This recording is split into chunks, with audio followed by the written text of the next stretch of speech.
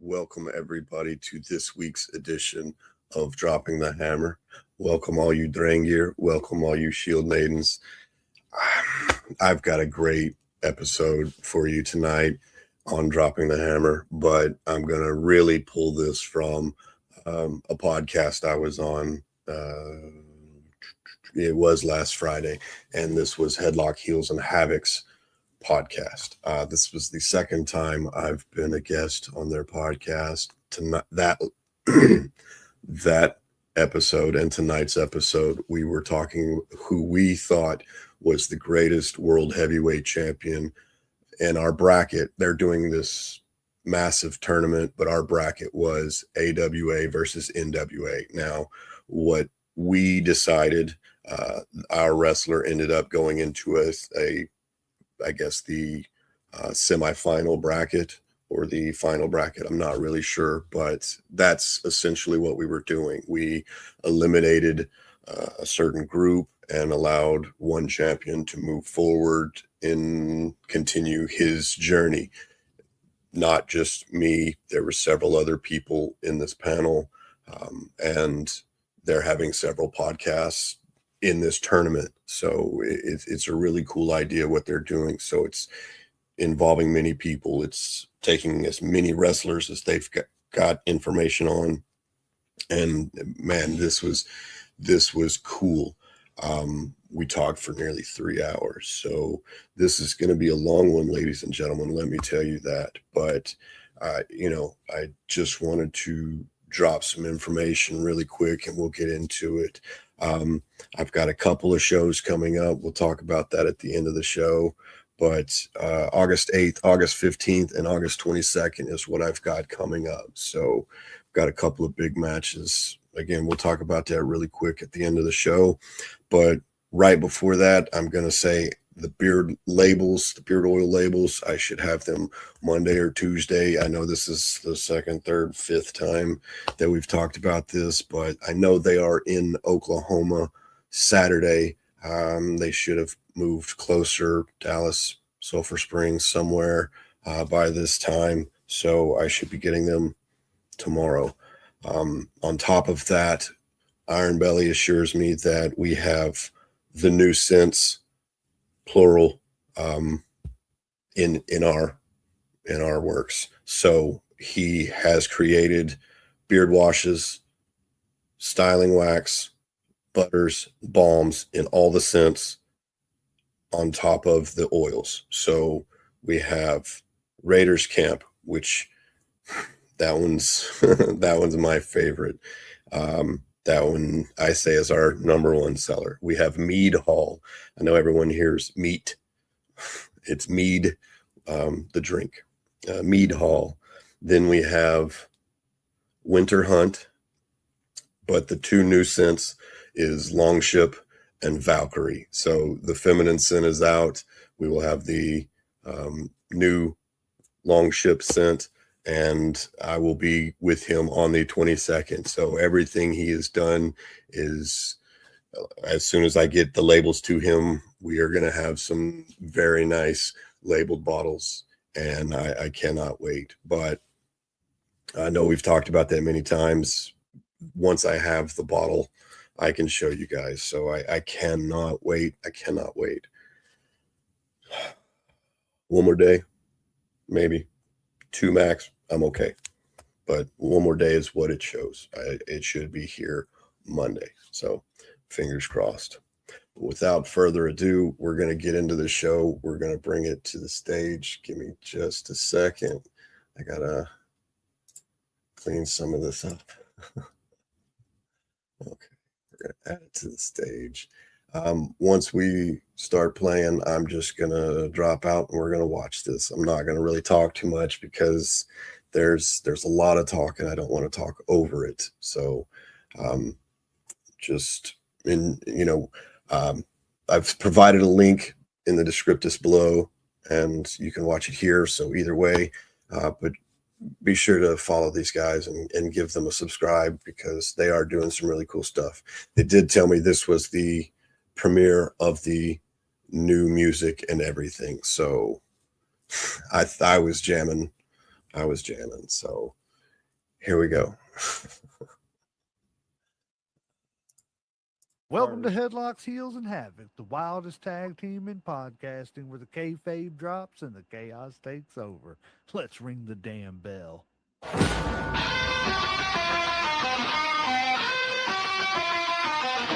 Headlocks tight, heels on the prowl, dropping elbows, hearing ground, feeling foul. No script here, just real, no bluff. Kayfabe crack, now the dirt gets rough. Headlocks, heels, havoc in the zone. Stepping in the ring, chaos at your home. No filters, no mask, just raw pants on. Wrestling unscripted. We on the throne. Turtle bells, mic checks, crowd going crazy. Drop truth bombs, leaving lines feeling hazy. Beyond the kayfabe, past the charade, where legends are born and stories get made. Headlocks, stop it, who's hitting the fan? Welcome to the Havoc, where the real talk's at. Tune in, step through, leave the fake at the door. Headlocks, heels, havoc, now hear the roar.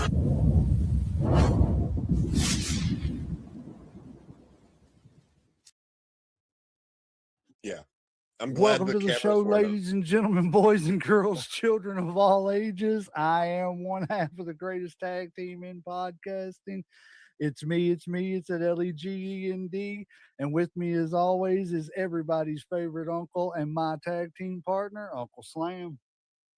Welcome, family, and welcome to the People's Podcast. Tonight on Headlocks, Heels, and Havoc, Wrestling Unscripted, we proudly welcome back some incredible voices in professional wrestling as the greatest world heavyweight champion of all time tournament continues. This week, we're stepping into the legendary NWA and AWA brackets, where history, opinions, and wrestling knowledge collide as we debate the greatest champions to ever hold two of the most prestigious championships of all time in wrestling history. Joining us tonight is a true wrestling historian and a wrestling Hall of Famer, the host of A Bear's Thoughts and the co-CEO of the Wrestling Society Network. Everybody give it up for Professor Bear. Thank you. I started looking around because I'm like, which one of these guys are you talking about?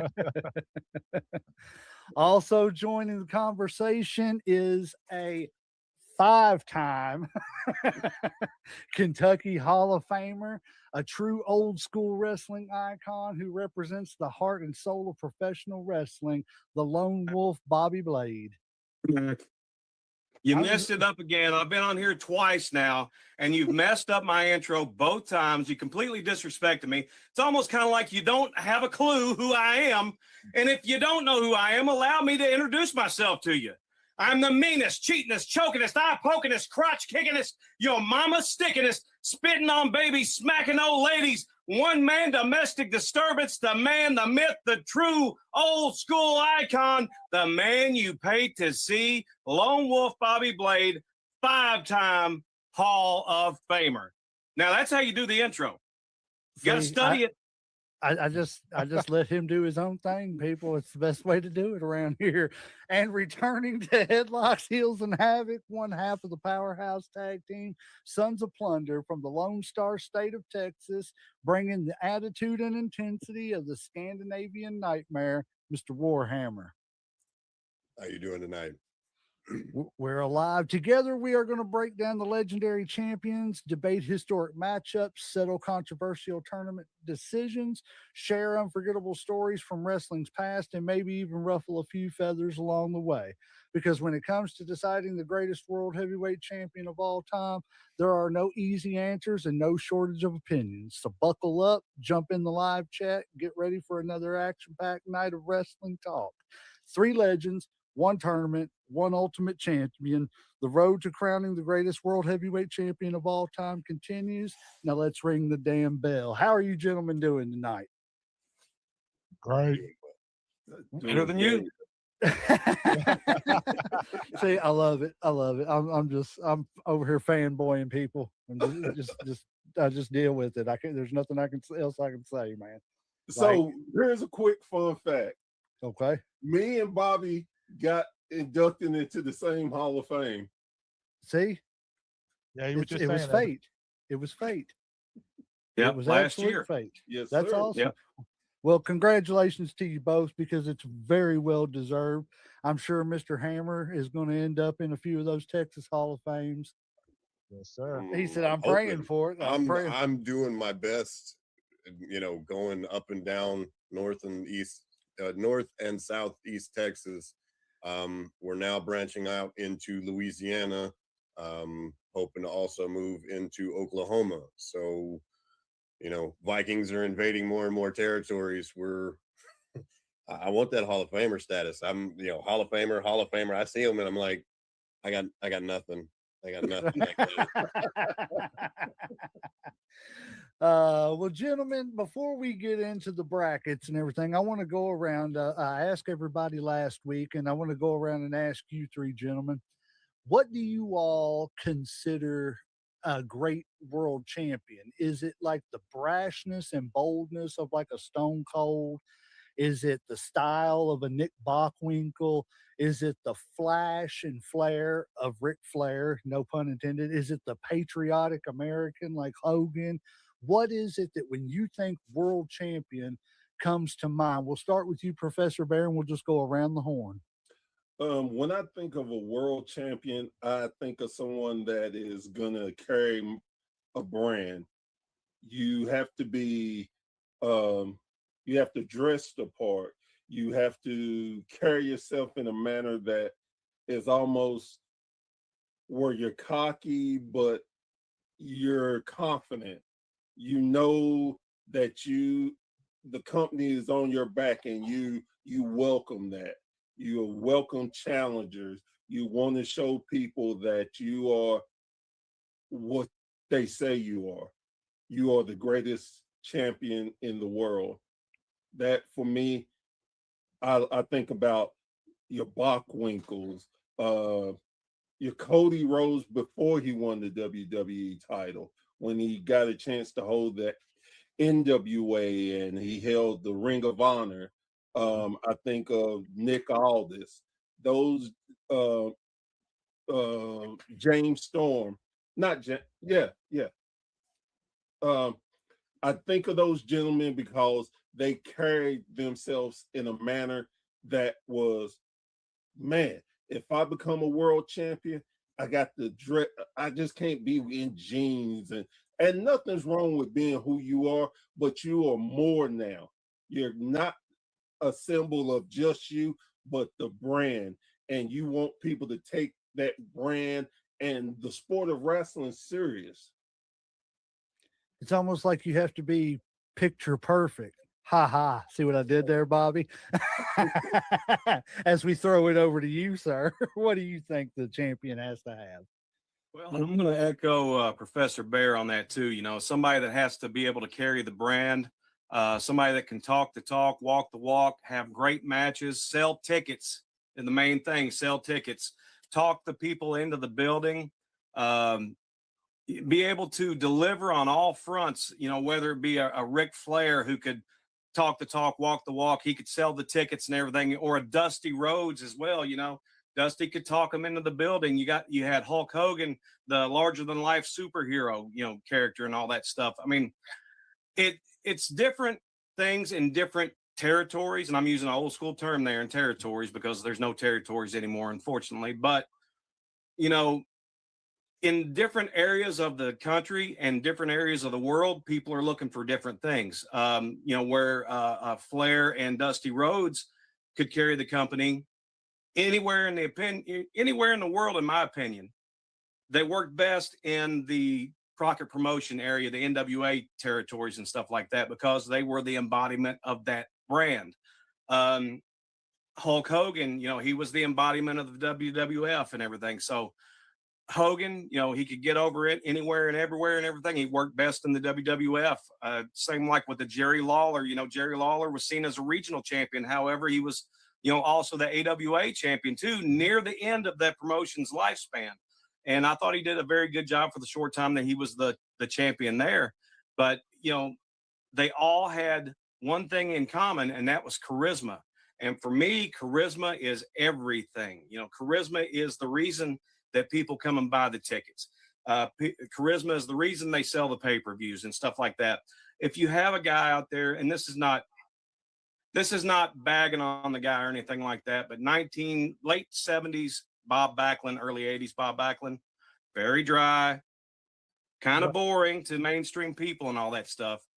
There was a reason why Vince McMahon Jr. saw Hulk Hogan and said, hey, let's strap a rocket to his ass and go. Oh, could I say that? No, you're Yeah, fine. yeah, You're yeah. completely fine. Okay. Yeah. Yeah, let's strap a rocket to his back and go with him and everything, because he's got the charisma. He looks like a superhero. He's a big, huge, imposing figure and all that stuff. Very different from a Bob Backlund, And I think that's at that point in time, that's what they were looking for. But charisma for me is key to everything. Okay. Warhammer. I actually didn't have the word. All I could think of was they have the je ne sais quoi. And he said charisma. And I was like, that's the word I was looking for. Why am I going French with it? Calm down, Frenchie. So absolutely. It's something, it doesn't have to be the same thing. It's not a cookie cutter thing, but each one of them stands out in amongst the crowd. They are the needle in the haystack that is pushing out the hay. They have knocked everything else out of the way, and they stand in the light because that's the only thing you can see. Yeah, that guy, that's the champion. Okay. Yeah, I agree with everything you all said. To me, the champion's he's got to be a guy that makes you, for whatever reason, whether you hate him, whether you like him, but he makes you not be able to turn away from what he's saying, what he's doing. And I'll harken back to, again, I'm becoming so much more of an independent wrestler fan. And I'm not a wrestler. Trust me, I'm not getting in there and getting beat up. I see what Bobby goes through whenever he, gives a cutter to 3 cutters in one night, man, but he said, let's not even go there. But I see people, at the shows that I go to now and everything, and it's like everything that everybody's doing, I have to keep my eye on because they're delivering, exactly what you all said. They're keeping those eyes on them. And just to harken back to Bobby again, I've seen this personally. This man cannot get a word in edgewise, and it's because of the first few times that I seen him, he was doing his stuff and everything. Now the man can't. If you see a microphone in his hand, you might as well just he might as well just stand there for 3 minutes and let everybody boo and turn around and walk out. He's done his job. But it's that Easy money. Yeah, it's that it factor right there. Yeah, and I am tooting your horn because I tell people all the time when I've revised my all-time favorite managers. Unfortunately, I never got to see much of your, really any of your work as an in-ring star. But as a manager, man, Bobby Heenan, Bobby Blade. There's you're up there with them, man. You're that good. And it's that for me with, you got to have that in all aspects. Like you said, the charisma. Uncle Slam. I appreciate that. I wouldn't go that far though, but I do appreciate that. Trust me. And for me, you do, man. I mean, I'm not joking. I tell people all the time, you are on my Mount Rushmore of managers. There's you, there's Heyman, Bobby Heenan, and the fourth guy can be argued till the cows come home. Cornette, maybe. But yeah, you're up there, man. And for me, that is. But anyways, we're not talking about managers. And when we do, we'll bring him back. But we'll start off with the AWA side of things, and I'll show everybody the bracket today. Also, before we get too far into it, I want to shout out to JD and Mayhem Media for helping us out with the visuals on this, but I also want to shout them out and Heat and Heels. They helped us out with our new video for our entrance song and the song itself and everything. Added a few sound effects so we could kind of get it updated for you all, and we appreciate them. And go check them out, Heat and Heels and Mayhem Media. But yeah, AWA side, we've got the first match, Vern Gagne, or as I call him, Ganja, Vern Gagne and Nick Bockwinkel. So we will start with the Bear and let him tell you who he thinks would win this match. So right off the bat, that is a rough one to really dissect, because you're talking about the two greatest, arguably, world champions in AWA. When you talk about Vern Gagne, he is Mr. AWA. If they had that title, he was man enough to break away from the NWA and put that company on the back. And he didn't just talk the talk. He was just such an amazing athlete. He put on 5-star shows with anyone. He could just work. And then you look at Nick Bockwinkel. You know, sometimes I wish that we could go back and let some of these guys be in the modern era, because Nick Bockwinkel is such a underrated world champion. He Ric Flair before Ric Flair. To put him in the modern times, Cody Rhodes gets a lot of the Nick Bockwinkel. A lot of people think Flair, but it's more Nick. His wrestling style was such a tremendous thing. His work ethic, and he could talk. He had Bobby the Brain Heenan as a manager, but truly he didn't need Bobby. He could actually go in the ring. Ric Flair calls himself a 60-minute man. Nick Bockwinkel could go 60, 90 minutes easy. So if I have to break it down, and which I do, I'm going to give the slight edge to Nick on this, because as much as Vern technically could out wrestle Nick, in my opinion, Nick was the thinking wrestler. And what you threw at him, he had something always in his back pocket to counter you. So I'm going with Nick. Okay. One for Nick. Mr. Blade. Well, Vern Gagne, like Professor Bear said, Vern Gagne was the face of the company forever. You know, he was the promoter and, you know, stuff like that. And so obviously he's going to be the face of the company. But great technical wrestler. You know, the people loved him and everything. However, he kind of seemed to refuse to update his style and change with the times and stuff like that. And he was in there when Nick Bockwinkel was coming up. Nick Bockwinkel comes in and he's wearing the flashy clothes and the suits and all that stuff. And he's got Bobby the Brain Heenan with him. And, you know, he's got a mouthpiece and he's a mouthpiece himself. And they're talking the people into the building, and people just hated. They loved to hate Nick Bockwinkel, and they paid money to see him lose. And then he wouldn't lose. So, you know, people would keep coming back to see him lose, and then he'd pull the rug out from under the babyface, you know, and keep the title and stuff like that.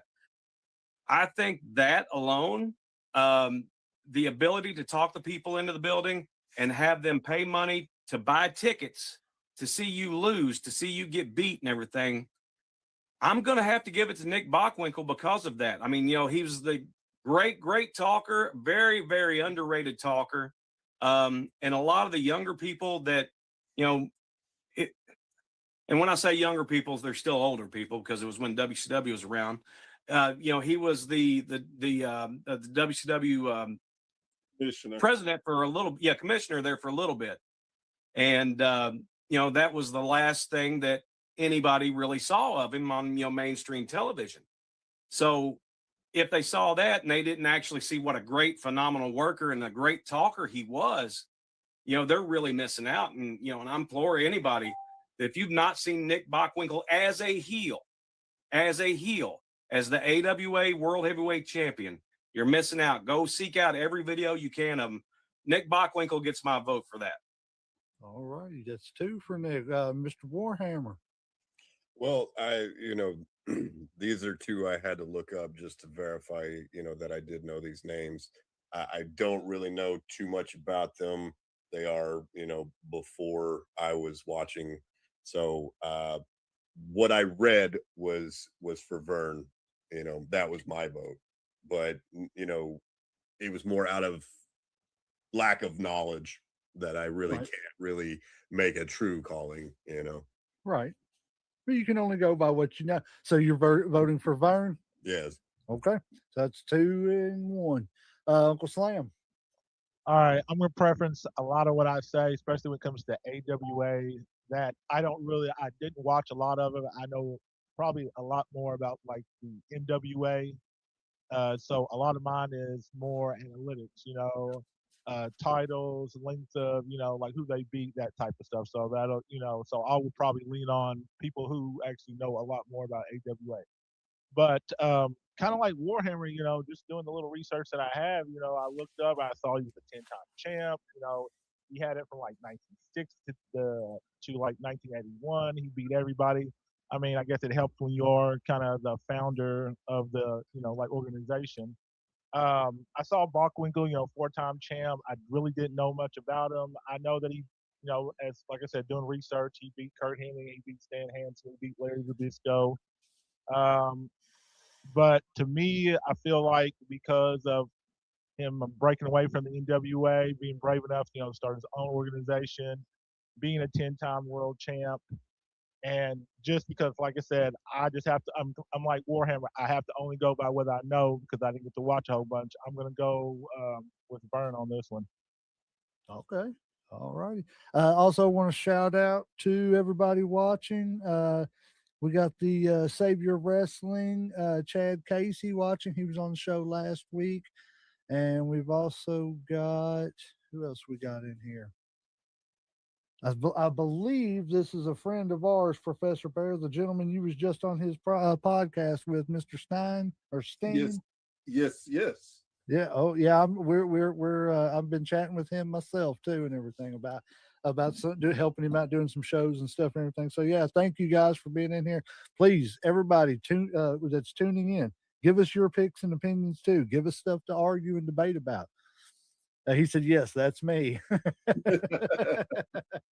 All righty. Well, for me, it's kind of already decided. It's Bockwinkel moving on to the next round, but I can't say that again. Like Uncle Slam and Warhammer said, AWA. I really got into to wrestling and really discovered AWA at the very end. So I got to, I didn't get to see the glory days of it with the Hogans and the Bockwinkles and the Heenans and the Rick Martells and all that stuff and everything. And it's real unfortunate. The great thing is you can always go back and watch it on stuff like YouTube now if you can find the right stuff and everything. It's just so mixed up now. It's hard to keep a timeline to go with. But um, I, I think I look at Bockwinkel like I know everybody says that Ric Flair took the Nature Boys stuff from Buddy Rogers, but I think he took the modernization of that. I believe Bockwinkel was the evolution of Buddy Rogers, and then Flair became the evolution of the combination of that. If that makes sense, you know what I'm saying? Because Bockwinkel, you never, if he was doing an interview, he had at least a button up and a sport coat on. He was class. I'm the champ. I'm class. And just the way he carried himself. I didn't get to see much of Vern Gagne. I really, to be honest, I've seen maybe 3 matches of Vern Gagne, and they were when he was old. So I can't say he was a great wrestler. Can't say he wasn't a great wrestler. I've just never seen him. So for me, it's going to be Bockwinkel. But we have already decided that. You gentlemen did that. So let's see what he say here. I felt Nick was the AWA's Flair anyway. Yes, he was. He was kind of like that 70s Ric Flair, is I guess the best way to say that. All righty, moving on to the next round, or not next round, next match. We've got Mad Dog Vachon versus Larry the Crusher, or whatever you want to call him this week, Zbyszko. I like Larry Zbyszko, man, but he had so many nicknames it wasn't funny. We'll start. We'll start with Professor Bear. So the Crusher is one of those wrestlers that when you think old school wrestling, when you think down and dirty, just will punch you straight in the mouth over and over and over, you fall and you still getting punched. That's what you get with the Crusher. The Crusher was no nonsense, kick your ass and give me my beer and we'll go to the next town and we'll do it again. Are you doing the Crusher and Martel, or are you doing Mad Dog and Zbyszko? Oh, Yeah, I was confused for a second. Yeah, I called him the Crusher because remember where they called him Larry the Crusher, Zbyszko? well, no, in the graphic it said the Crusher. He's in the next match. Okay, I'm going by what I saw. Oh, duh, I got it mixed up. My bad. You're totally good, sir. My bad. It's been a long day. You just jumped from another podcast into us. We appreciate it. Well, but here's the funny part about it. You can say the same thing about Mad Dog Vachon. The Vachons are one of those wrestling families that should be talked about when you talk about dynasties, when you talk about the Harts, you talk about the Von Erichs, you talk about the Rhodes. The Vachons are something special that do not get enough. They don't get enough gratitude for what they did for the sport of wrestling. Again, another no hold nonsense type of wrestler. He would just beat you down anywhere you went, no matter what. And there wasn't no such thing as cheating for them. It was whatever it takes to win. It wasn't cheating. It wasn't fair play. It was wrestling. It was winning. No, it wasn't even winning. It was wrestling. It was a fight. Right. And that's what he brought to the table. Larry Zbyszko, oh my goodness, you could talk about the lineage of history that he has been under. One of the few men to take out arguably one of the greatest world champions of all time, and in the WWF. Oh, Bruno. So, but we're talking about the AWA. He, for a long time, he never could get over that hump to get that title. He never could do it. He was such this close away. Then he finally got a hold to the title. Unfortunately for him, it was the dying days of AWA. And unfortunately, as much as I love Larry Zbyszko as a heel, as a commentator, and everything he brought to the sport of wrestling, I don't think of him as a world champion. Unfortunately, and I don't say this with any disrespect, he was a transitional champion to a dying company. So my pick is Mad Dog. All right, yes, one for Mad Dog. Mr. Blade. I'm going to once again echo what Professor Bear said. The Vachons, I don't think are talked about enough. You had Mad Dog Vachon, Butcher Vachon, all the little Vachons and, all that stuff and everything. Luna. Luna. Great wrestling family, often forgotten about though. Yep. For me, loads of charisma as well. And I'm going to talk about charisma this entire time because that does it for me. Mad Dog Vachon was great in the ring. One of my favorite promos is where he's making the casket. Have you ever seen that? I haven't. I'm gonna have to look at this. Yeah, look it up. It's Beautiful. awesome. Beautiful. It is awesome. Yeah. However, I look across the ring and I see Larry Zbyszko, and here's a guy over here that's got the gift of gab, and he's talking about taking people to Larry Land and calling people spud heads and everything. You know, he was the champion. It took him a long time to get there, and I believe that he was the last ever AWA World Heavyweight Champion, if I'm not mistaken. If I am, correct me on that. No, you're right. He was the champion when the company closed. They put it on him too late. I think if they put it on him 5-10 years earlier, would have been much better. Larry Zbyszko, I can talk about him. I'm a big fan of him. I can talk about him as long as his WWE Hall of Fame speech was, and that was pretty long. But Larry Zbyszko, charisma wins out again. I'm going to go with Larry Z. Oh, wow. Okay. We got Larry Z. All righty. Well, Mr. Warhammer. And this was one I had to, look up. I know more about Zbyszko from his WCW time, so I never saw him wrestle. But to me, the moniker Mad Dog, that was the charisma I felt in my head, because there's going to be people that are afraid of him just because of his name. I'm sorry, when someone's Larry Zbyszko, that doesn't strike fear in the heart of warriors. But someone coming at you named Mad Dog, barking at you, okay. He's, as someone who brings a giant hammer to the ring, it's just a little persuasion to get that. Oh, he's serious. Okay. We can talk.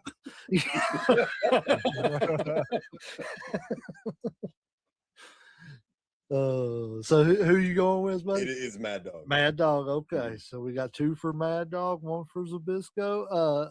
Well, you said something about Zbyszko, and all I could think is Nabisco. TV commercials. Yes, I mean it's a jingle. Now go ahead, Uncle Slam. Who you got? All right. On this one, I think this one was a little bit easier for me. I only know really Larry from WCW. Like when I did my research, he's only like a 2-time champ. Like you kind of said before, like they gave it to him towards the end. He was the final champ, like before they closed down a couple years later. Magdal Vachon, the family, 5-time champ. He had it for at least, I think, over 700 days. Beat people like Crusher, beat people like William Snyder. So to me, I think this is a little bit easier pick. So I'm gonna go with Mad Dog on this one. Well, Mad Dog has won out already, and I was going to echo those sentiments too. I love Larry Zbyszko. I really do. I think he's a great commentator. I think he is one of the voices of Nitro. When I think of Nitro and everything, just like, to me, when I think Nitro, I think Shivani, I think Larry Zbyszko, and I think Bobby Heenan. I think that was their best little team that they had. I really liked whenever, Zbyszko came out off the booth and everything and was fighting. I think it was, who was it, X-Pac for a little bit, and Bischoff and everything. No, or was it Scott Hall that he was going? Yeah, it was Scott Hall. It was Scott Hall. It was Scott Hall. But when all that happened, and I personally think he was a part of one of the top 4 greatest factions of all time in the Dangerous Alliance. That faction right there, I don't know what it was WCW was doing, but they wasn't doing nothing they should have been doing around that time, because that faction should have been running roughshod all over everybody. Oh my God. There's no reason why why was nobody in that faction a world champion at that time? I'm sorry, they had plenty of people to do it. But anyways, that's a whole nother show too. But it was just, him. I like Larry, but I went back and I've watched stuff about Mad Dog Vachon, and he was just as what's that dude from Pineapple Express? Like you said, he was ruthless. He was in everything you want the big bad wrestler to be, and that's exactly what he was. So I had to go with Mad Dog too, even though it was a moot point. So Mad Dog wins 4-1. All righty, let's see. who we got any more? Nope, nobody's talking in the stuff. I don't see anybody. Just making sure we're catching up on the chat here. Making sure nobody's screaming at us or anything and wanting to give us the double eye poke. All righty. This round we've got the Crusher and we've got Rick, not yet the model, Martel. He ain't even Can-Am Connection, Rick Martel yet. We will start out with Warhammer on this one, and we will go back around. This was another one that I had to look up, and again, just going by what I can pull up and the charisma that I can find. The Crusher, again, the name alone is something that sets you apart from any of these two name jabronis, and that's I don't know another way to describe it, but that is my pet peeve, and it always has been. I understand it started with actual names and then they became fake names, but I need the fake names. I need the fake names. He said, I need the fake names. The fake names is what does it for me. So you going with the Crusher? Yes. All righty, Mr. Blade. And Crusher, man, he came out to the beer barrel polka, and that's you got to go over on just that fact alone right there. Anybody comes out to the beer barrel polka, but he's big, tough guy, very believable, had the cigar and everything. The people absolutely loved him and Crippler Ray Stevens together, man. Yep. And, once Ray Stevens left and everything and the Crusher stayed around, the people stayed with the Crusher. Always was the people's favorite, always very believable in the ring, super over. People loved him, sold tickets like crazy. Rick Martel, he had the looks. He was, in my opinion, he was probably the AWA's first ever good-looking babyface champion. Now, to me, Rick Martel was great as the model. Rick Martel was a great AWA heavyweight champion, but it was always the fire, the babyface fire he had was always very manufactured. Yes. If that's the right term I'm looking. He's like, yo, come on, come on, let's go. That Crusher was more organic. He got over organically just by being a big, bad, brute, tough guy. I'm going to vote for the Crusher here. All right. 2 for the Crusher, Mr. Bear. So I had my ideal before we started. And I'm probably one of those people that knew Rick Martel as the AWA champion. For me, when I really can go back in my memory, I can remember it was Rick Martel, it was Ric Flair, and it was Bob Backlund. Them were the 3 world champions I remember. I remember that all 3 wrestled each other in unification matches. Yep. Of course, all of them in the disqualifications, but it was something as a kid for me is like, wow, world champions are trying to see who can be the ultimate world champion. And Rick carried himself as a champion. He wrestled as a champion. Now, once he went to the WWF, to me, they destroyed who he was. He had such a great way, and it got destroyed to become a character. But I always, when I look at Rick, I see him as the AWA heavyweight champion when it was still mattered. Now, again, I started on the Crusher of how he was no nonsense. The cigars, and I mean, you can come up with so many different adjectives for the Crusher, but the one thing you never question was his loyalty to the sport and his style. His style never changed. He was straight on. He will punch you in the face. He might catch you in a headlock. It was where a headlock could damn near finish a match. That's how he was. And I'm not going to lie, I was going to go with Rick Martel, but after listening to Bobby and thinking about it more, you have to go with Crusher. So I'm A going heel with manager promoting a heel character.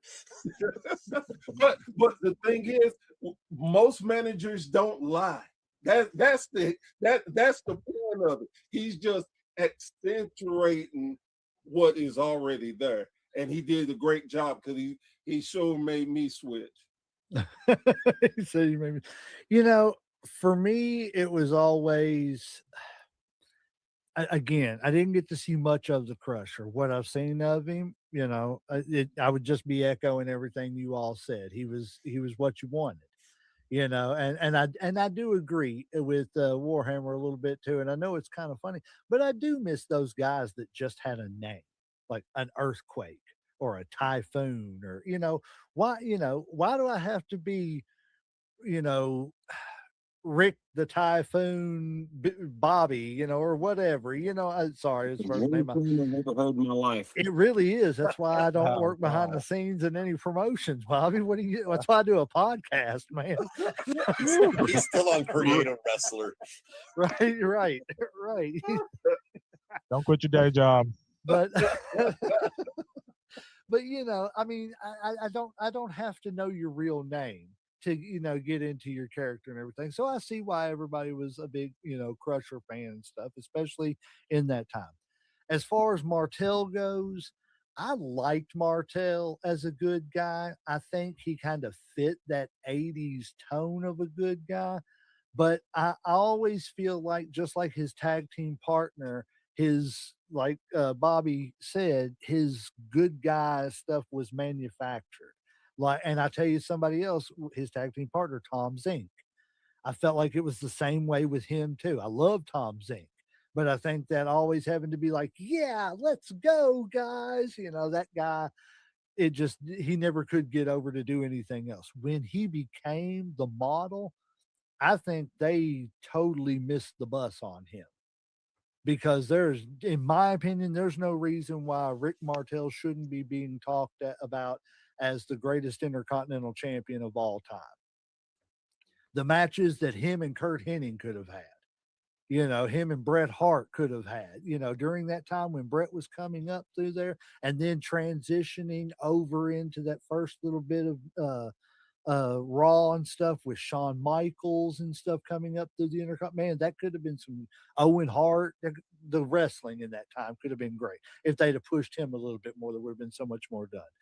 But just knowing what I know, and I like Martel, but I got to give it to the Crusher too myself, because he's just, yeah, he was just more. I feel like in that era and at that time, as great as Martel was. Uncle Slam? It's about to be a sweep, because I'm going to go with the Crusher too on this one. Like I said, I didn't know anything about the Martel and stuff for WWE, and really didn't know anything about him being a world champ until I started this podcast and we were talking about world champ. So, like I said, now he did have it for about a year and a half or something like that, which I think was like the third longest reign in the AWA. But the Crusher was a 3-time champ. He was like Stone Cold before Stone Cold. Like you said, blue collar, beer drinking, like you said, cigar. He beat the Vachons. He beat Vern Gennon. Had it for at least 122 days. I think it's pretty easy on this one. I have to agree. So it is the Crusher getting through once again. Yes, he did. I'm updating the brackets too, guys, so that we'll be able to see the next round as we go. The last match in the first round is Jerry the King Lawler versus not yet perfect Kurt Hennig. I'm sorry, not Henning. Ever since somebody pointed that out to me, it's messed my whole world up, and I believe that's my number one Mandela effect now. Is his name used to be Kurt Henning? It was never Hennig. I'm sorry. This is we're in the wrong timeline. If anybody agrees, just blink. We don't want the government to know. But that's a whole nother show too. But no, so let's start with Professor Bear again. Who you got, Professor Bear? Jerry the King or not Henning? Honestly, I think this is so unfair. This is a bad matchup because we know what happened when they did meet. Because the King took the title off of Kurt Hennig. And again, Kurt is so underrated for not being a world champion, and he was one, a damn good one. Again, it was at a bad point in time for the AWA, but he was an amazing champion, and I love the transition from a baby face to a heel he did. He did some amazing work.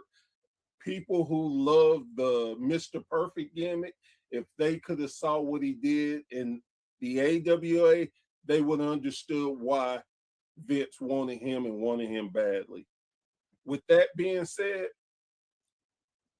you do not, I repeat, you do not go to Memphis for any match with Jerry the King Lawler.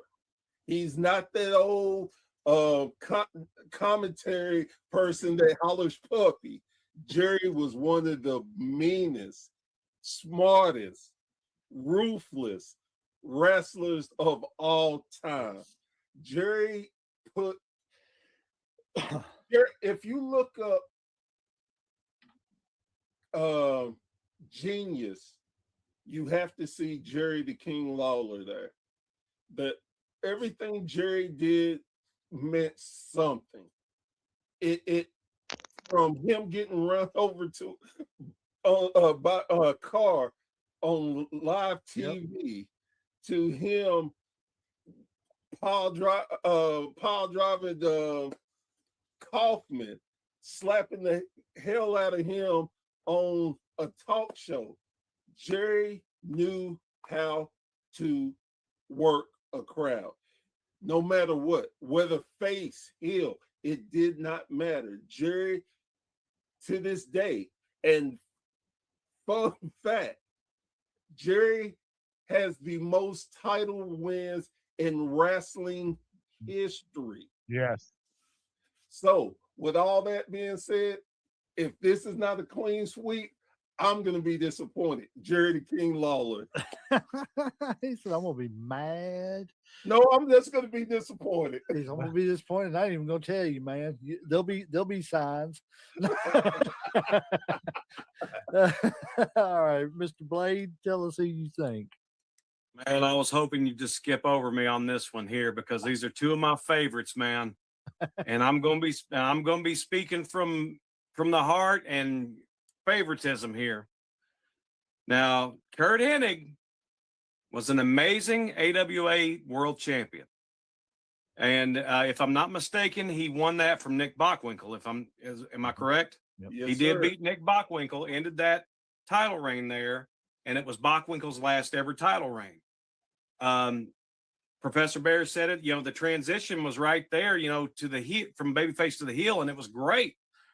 And he became the champion that you wanted to see get beat.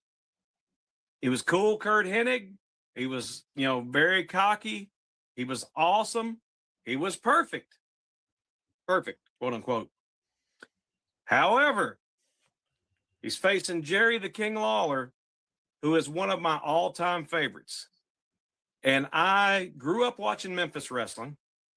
I was always a lifelong Jerry the King Lawler fan. I've been on a lot of shows with Jerry Lawler, and he's always been nice to me. However, not everybody's had the same interaction with him. But my interactions with him have all been very, very positive. And he complimented me on one of my matches one night that I had. All he said was, "Good job, kid," and gave me a thumbs up and kept on walking. I was over the moon, and you couldn't tell me anything else after that. That's better than winning the world title. Yeah, I'm surprised. I'm surprised by how many younger people do not realize that Jerry the King Lawler was a wrestler. Right. They, a lot of people say, Jerry Lawler, one of your favorites, the commentator. Commentator from WE. Yeah, and that's what their impression of Jerry the King Lawler is. They didn't have a clue about all this great stuff that he did in Memphis, all this great stuff he did in the AWA, all this great stuff he did in World Class. Now, sometimes for me, and then this is just for me, watching the AWA was like watching paint dry. However, in 1988, when Lawler won the championship, and they were building towards Super Clash 3. Yep. That was some of the best television I've ever seen, wrestling-wise, TV-wise, reality TV-wise, anything. Because they had all those promotions in there, and you had Jerry Lawler on top, you had Kerry Von Erich on top. And then you couldn't wait to see Super Clash 3 and see this big matchup and everything. Of course, you know how Kerry Von Erich showed up and he was inebriated. The match was good, but Jerry Lawler did the best that he could with it. Now, for me, the Jerry Lawler stuff that I remember the best is coming out of Memphis, because that was my childhood, and I could talk all day long about Jerry the King Lawler, Lawler this, Lawler that, King of Memphis, blah blah blah, getting hit by Eddie Gilbert's car. Or Eddie Gilbert hit him with the car, I should say, and all this great stuff, all this memorable stuff. He could talk the talk, he could walk the walk, he could sell the tickets, he could make you want to pay to see Jerry the King Lawler versus Superstar Bill Dundee for the 5,000th time in the Mid-South Coliseum or Rupp Arena, because they always wrestled each other. However, every promo that he cut was a brand new promo, and it stirred up more interest to get you into the buildings, to get you to buy a ticket. I love Kurt Hennig. I love Kurt Hennig. I love Mr. Perfect. Jerry Lawler takes it with the chain. Jerry Lawler. Okay, so that's 2 for Lawler. Mr. Hammer. So now we're getting into some names that I do know. I do know him as Mr. Perfect and a little bit before, but man, everything he did was perfect. So I understand that he earned that name. He doesn't have as much charisma as the King. And all I can leave it with is there is only one King, and that's Jerry Lawler. I 100% agree with that myself. Mr. Slam, I think it's already pretty much decided, but who you got, sir? Yeah, I'm gonna go. Like I said, it's probably gonna be a clean sweep on this, but I'm gonna say my little piece, real quick. I guess get on my soapbox. I love Kurt Hennig. I've always liked him as a wrestler. I'm one of those people that didn't get to see him wrestle in the AWA. I know him only as Mr. Perfect. Now, as doing research, I got to watch a couple matches or whatever. I wish I got to see a lot more, like when he was younger or whatever. Jerry Lawler, I'm also one of those people that didn't know him before. As like I said, I knew him as a commentator. Like I said, I knew but once I started doing my podcast and doing all the research I've done to figure out how great he was, and honestly, he might be one of the greatest world champions that there is, just because of all the titles that he has won and going through the territories. But it is really easy on this one, and man, it's Jerry the King Lawler. I mean, he's the king for the reason. But I do love Kurt Hennig. Like, I wish I could pick him. My heart's saying Kurt Hennig, but the facts are just going with the king on this one. I have to 100% agree. It's already settled. Jerry the King Lawler will be going over Kurt Hennig. I'll get the updated brackets up here in just a second. I got to agree, though. I didn't know a whole lot about. I would catch Memphis wrestling now and again. I really hit whenever Hulk Hogan hit big, and that's whenever like I really got introduced to wrestling and was started getting interested in it. I seen this thing called NWA that was on every now and then on a Saturday morning or something. I'd catch it, or, something like a Sunday night or a Saturday night when I wasn't outside playing. It didn't look like much to me and everything, but as me and Professor Bear have discussed, I now am like the biggest NWA fan there ever is. I love the NWA, but probably my favorite promotion of all time. But, you know, Lawler to me, I didn't get to see much when he was in his heyday. I really started catching a lot of his stuff in the early WWF with him and Brett going at each other and everything. I always enjoyed his mic work. He was always funny. Reminded me of my uncle who was always quick witted with one liners like that and everything. And then, because of that, going back and looking at some of Jerry Lawler stuff, I honestly and truthfully, when people ask the question, who could have had the machine behind them and ran it as good as Hogan, and everybody always says Dusty. Yeah, I'm not saying Dusty couldn't have, but I guarantee you Jerry Lawler could have. I guarantee you, if Lawler was put in that position, we could have been talking about Lawler Mania and the true king of wrestling of all time. With that behind him, yeah, Lawler Palooza, exactly. But yeah, I just think Lawler was just that good. It has nothing to do with Henning or anything like that. Henning's great. I love Kurt Henning. I didn't like him at the time, but that's what made him so great. He was perfect. And I mean, who else can throw a football to themselves? And chew gum and spit it and hit it. And, I've tried that. That's hard. And I'm going to go out on a limb and say this: one of the greatest things I ever seen at any WWE, independent, whatever, was when Kurt Hennig as Mr. Perfect got. I can't say his name right ever. It's Hennig to me. I don't care what they say. In the South, it was pronounced Hennig. Right. I don't know what happened to people, but yeah, I'm living in a different timeline. But anyways, he was getting in the ring and he did a behind the back toss with his towel and it landed perfectly on Mr. Hughes's shoulder. I was like, it's true. He really is perfect. I was like, for a second, I was like, maybe he did catch that football, man. I don't know. Man. All righty. So to give you all the updated brackets, we have got Bachwinkle, Mad Dog Vachon, and then we've got the Crusher and Jerry Lawler. So whenever you all gentlemen are ready, we will get into round 2 real quick. So before we start, can I give a fun fact about Jerry Lawler? Yes, sir. Jerry Lawler came close to becoming the WCW World Heavyweight Champion. When the NWA broke away from the WCW and they had the international title, they were in talks in bringing Jerry Lawler there to win the tournament to become the champion. And him and Luger were going to have a title versus title unification match. The reason Lawler did not come is because he didn't want to lose to Luger. I mean, I ain't nobody say nothing bad about anybody in the business.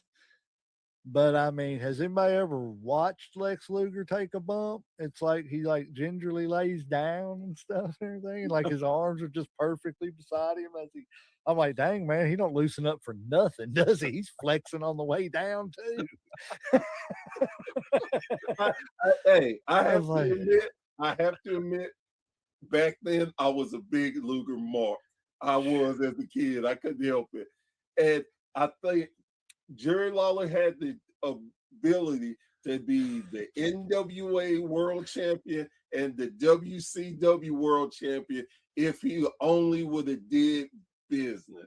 Is that not a crazy concept is. to think of? It is. It's very crazy. It's yeah, because could you imagine? Yeah, that the matches and everything. Yeah, that would have been great. I don't know. I was watching Nitro one day and seen Luger fall, and I was like, "What's wrong with him? Why did he do that?" I was like, It's hard to bump if you're a brick. I mean, yeah. I was like, I started to wonder, is anybody man so tightened up all the time? I wonder if he ever passes gas. Jeez, man. I was like, well, you talk about working stiff. Oh, let's see. We got sounds like Bruiser Brody situation. Oh, That was terrible. Yeah, I've been trying to get Uncle Slam to do a show about Bruiser Brody. But yeah. All righty, getting on to the next round. We have got Nick Bockwinkel versus Mad Dog Vachon, and we're gonna go backwards this time. Uncle Slam, what you got? All right, let's see. On this one, I want to go with the Vachons, but I'm going to have to go with Bonkwinkle. After listening to a lot of what everybody said, even though I know more about the Vachons, I know he's a 5-time champ. I know, like I said, he's had it for longer. But from listening to what everybody says and his impact and his charisma and the way, you know, like I said, I think he had it from 1970 to 1980. What 50? What no 87? So like over, almost what 15 years and shit of running shit. Um, it's kind of hard. Like I said, I mean, I really do like the Vachons, but like I said, Bockwinkel's gonna have this one. All righty, so we got one for Bach. Mr. Hammer. Uh, I'm going to go with Mad Dog. Just, I mean, the name inspires fear. Like that's the charisma that I'm talking about. It starts from the name. So you said Vachon? Yes, Yep. sir. So Okay. it's 1-1 right now. 1-1. Okay, that was surprising. I actually thought he was going to go with Bockwinkel, Mr. Blade. Well, they always talk about Bockwinkel. If you ask him, what time it is, he's going to tell you how to build a watch. Well, he's going to, you're going to build that watch, and then Mad Dog Vachon's going to break it. However, while he's busy breaking that watch, here's the chain wrapped around Bockwinkel's fist, and boom, when he turns around, 1, 2, 3, Bockwinkel. All righty, so we got Bockwinkel with 2 and Vachon with 1. Mr. Bear. I'm gonna make this as easy as possible. Which one would you rather have? Would you rather have the strength or the intelligence? The intelligence is gonna win 10 times out of 10 because no matter how strong you are, you can easily outthink that strength, use their strength against them. I love Mad Dog Vachon, love him. But there's no way that Bockwinkel, because that's his element. He beat you before you even get in the ring. It's Bockwinkel. I have to agree. I think Nick Bockwinkel, again, he's what I think of as a world champion. He just fits that mold. I just intelligent. He didn't have to be stronger than you. He just had to be smarter than you. And as long as you can be smarter than them, well, I can get you in any situation and beat you. I'll make you beat yourself, if that's the case. So yeah, it's Bockwinkel for me. So yeah, 4-1. Nick Bockwinkel goes on to the next round, and we have got wrong one. That's the wrong one, I believe. Yes, we have got Crusher versus Jerry Lawler. Let's go backwards this time. Start with the professor. Unfortunately, this is basically the same situation. And what I always found funny about Jerry Lawler, he was not the biggest. He wasn't the meanest. But Jerry was the most intelligent wrestler in the room. Jerry was always thinking he played chess while everybody else played checkers. And if he had to give up a couple of blows and getting kicked here and there to get to his ultimate goal, Jerry was going to do it. Now, don't get me wrong. Jerry's a tough guy. Jerry can hang with the best of them, but that wasn't his strength. His strength was intelligence. He played the game well. He most times had his opponent beat before they even got a chance to step foot in the ring. It's Jerry. All righty, we got one for Jerry, Mr. Blade. Yeah, the Crusher's super over in the AWA. Like I said before, the people absolutely loved him. He got over organically. I think, he steps in there with Jerry Lawler. It's going to be pretty one-sided for a long time. Crusher's going to answer everything Lawler's got. He's going to counter attack everything that he's got. He's going to fight him. He's going to beat him down. He's going to nearly break him in half. And as over and as loved as the Crusher is at AWA, you can't have a great babyface without a great villain. Jerry Lawler's a great villain. I'm saying referee takes a biz ump, goes down, fireball to the face, covers, referee wakes up 1, 2, 3. Jerry Lawler goes over. I like it. I like the finish. I like the finish there. Mr. Hammer. See, and this is, stepping a little bit outside of wrestling, but history doesn't remember very many of the foot soldiers. They don't remember the people on the battlefields. They remember the generals. They remember the kings, every one of them. Let's see where this is going. I believe the writing's on the wall there, Mr. Slam. All right. Well, I'm going to probably break rank here because, I know everybody's pretty much going for Jerry on this, and I understand why, because of the king is the king. But if this was talking about greatest wrestlers, I would be like, Jerry, you got this. But we're talking about AWA champs, and with the Crusher being a 3-time champ, I think 3's a little bit bigger than 1. For this instance, I got to give it to the Crusher. I think that the Crusher is a better AWA. Now, we're talking about Memphis Wrestling. If we're talking about anything else as far as wrestling or another organization, I'd probably give it to the King. But on this one, I got to give it to the Crusher. Okay. I totally get it. I get what you're saying about 3 is bigger than 1. And I also get what everybody else has echoed about Jerry Lawler. And at the end of the day, it kind of sucks because his big one was, like they said, at the end of the run of AWA. Excuse me again. The Crusher was there during the heyday. He had his titles there whenever everything was going good and everything. 3 is bigger than 1. But at the end of the day, and I mean this is no disrespect, people are going to remember Jerry Lawler more than the Crusher. And that's just, whether right, wrong, or indifferent, that's just the way it is. And I think as far as impact, I think the name Jerry Lawler being champion 1 time carries more weight than the Crusher's 3 titles. And that doesn't, I'm not taking anything away from his titles. I just think that the reason Jerry was the champ was because we got to put the title on this guy and try to save his company.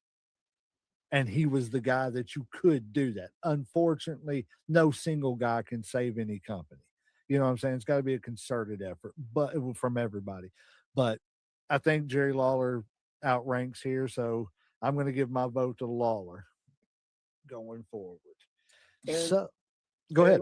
Let me say this: with title reigns, the amount of title reigns doesn't necessarily have to mean much more than one, because you can look at what someone does with their reign versus how many reigns, and it doesn't mean anything.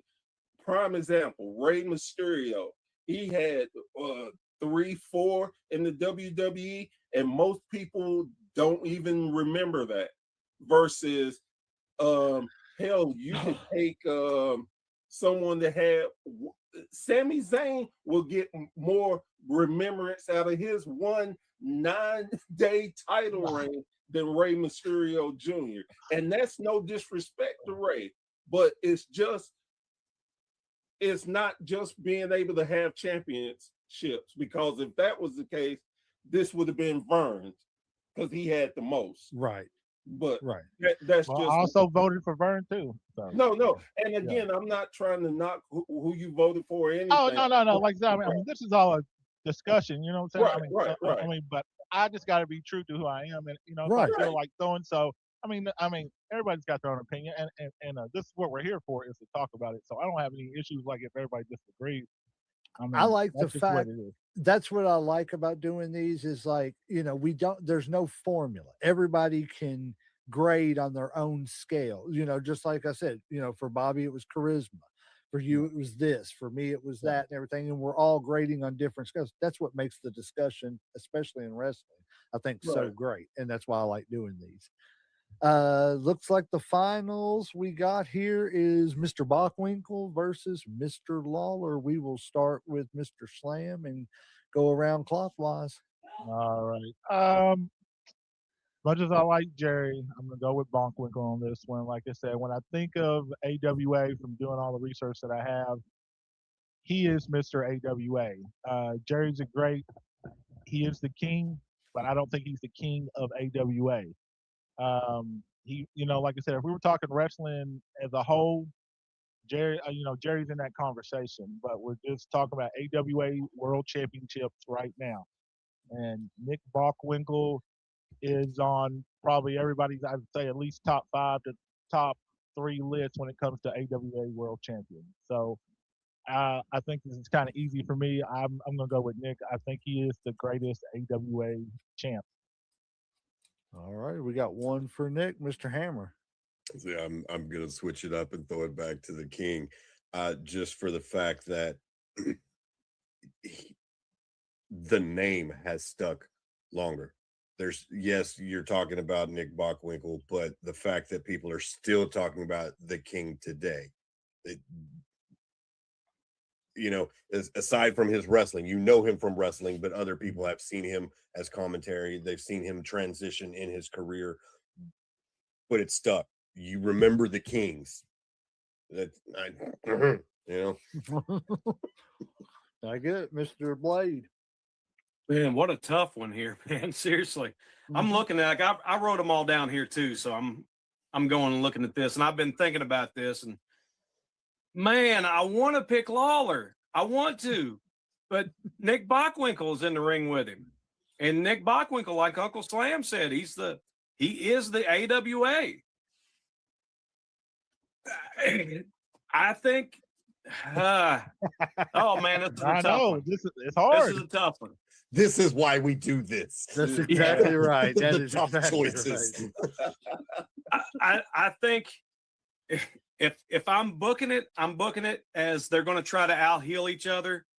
Bockwinkel shoots Lawler to the buckle, comes charging, big boot, boom, takes him down, feet on the ropes. Lawler takes it. I don't know if I'm happy with that because it's Nick Bockwinkel. But I love Jerry Lawler. Jerry Lawler's everything.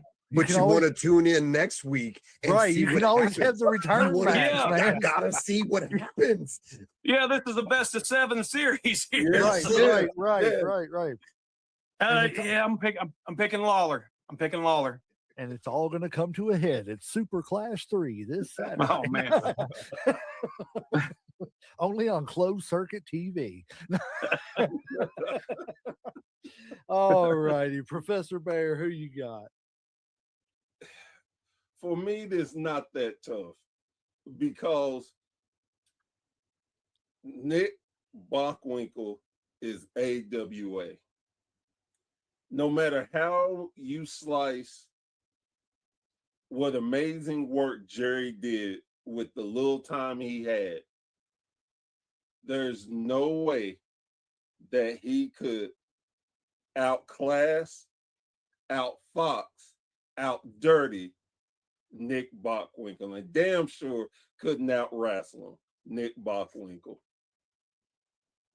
It's tied up. All right, so we got 2 and 2. So Legend. I got on a side note here.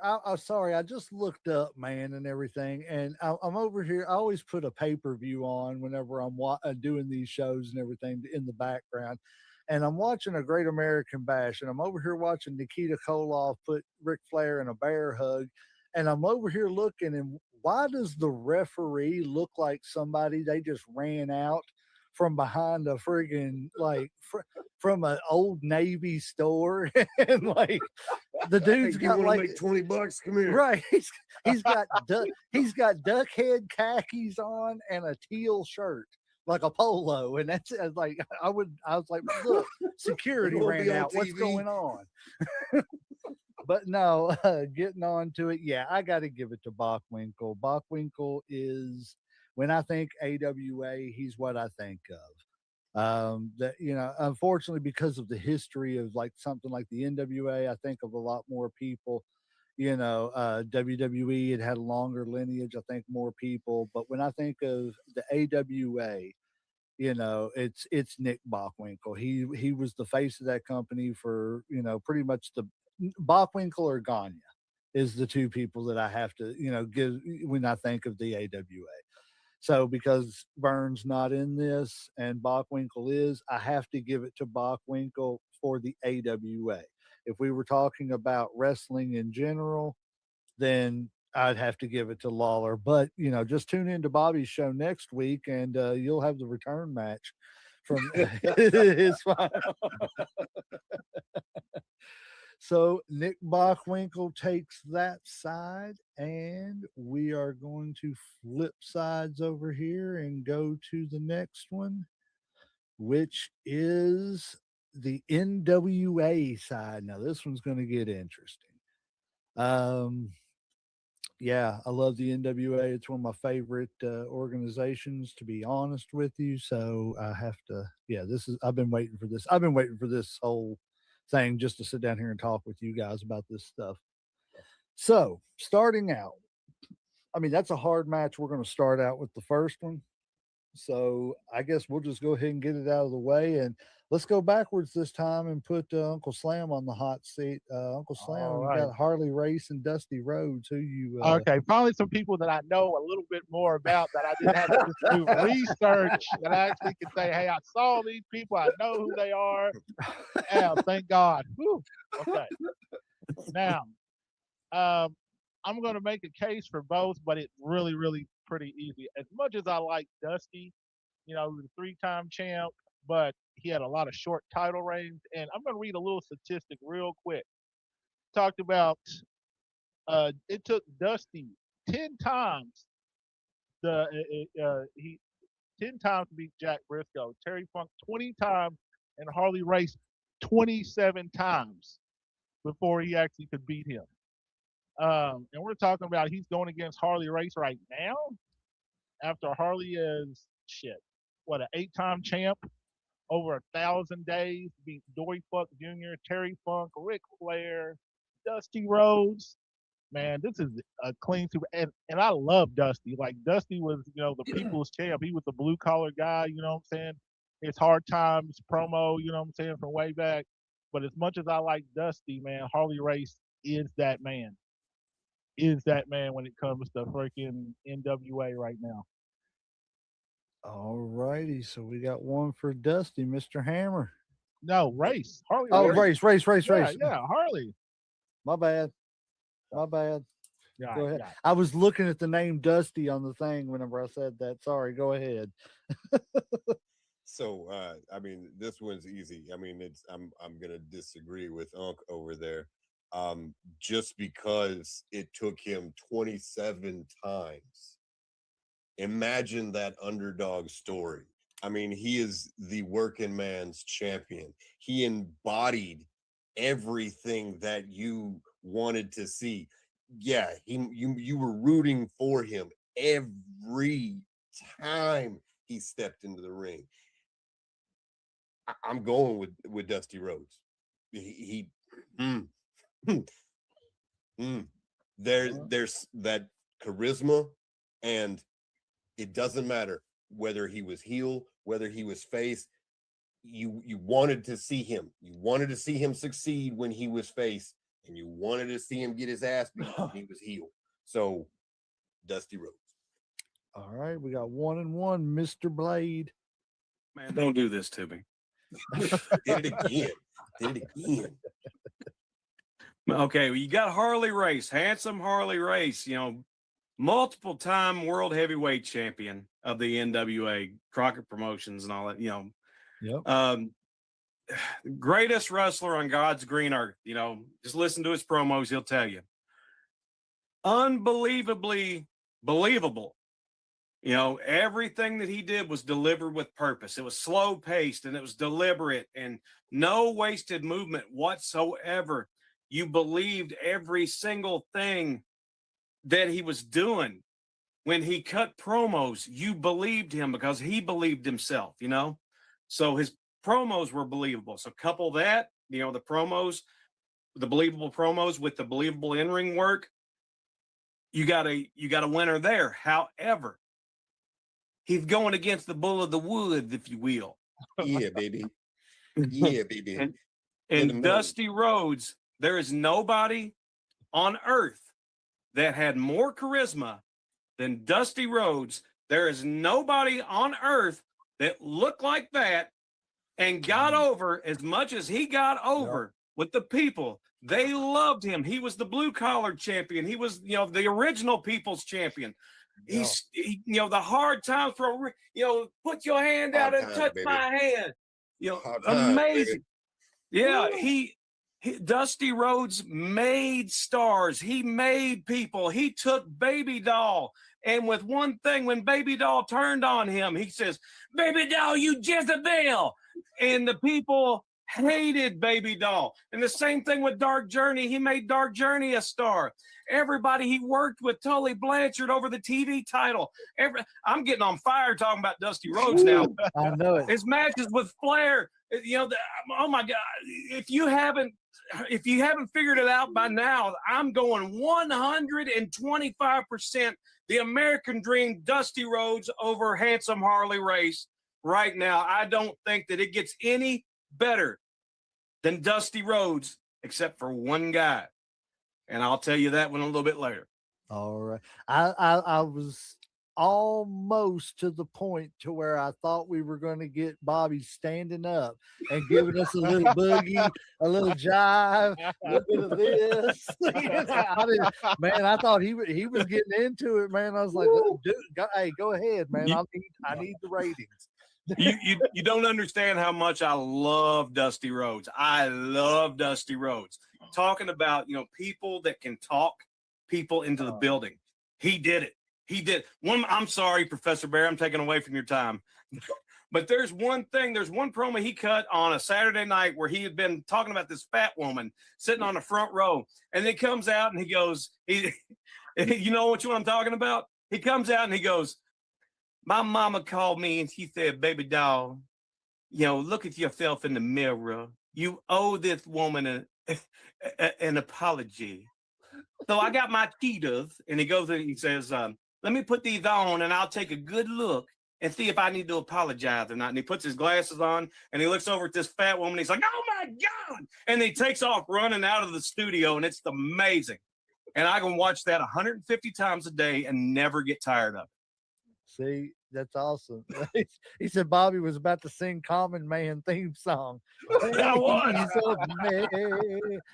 wish to God when he was talking, I'd have had it queued up, man. I started playing it, or at least had a cowbell. Tick, tick. Hey, I actually was listening to it in the car when I went and got my dinner tonight. That's great. We actually have a manager in my promotion, and he was doing a Dusty Rhodes, but he was Dusty Malibu. and he had the same glasses. He had a little toothpick. He talked the same. Yeah, I That love is it. great. I That love is it. Great. Go ahead, Professor Bear. Sorry. Oh no. I mean, the thing is, it's gonna be twofold.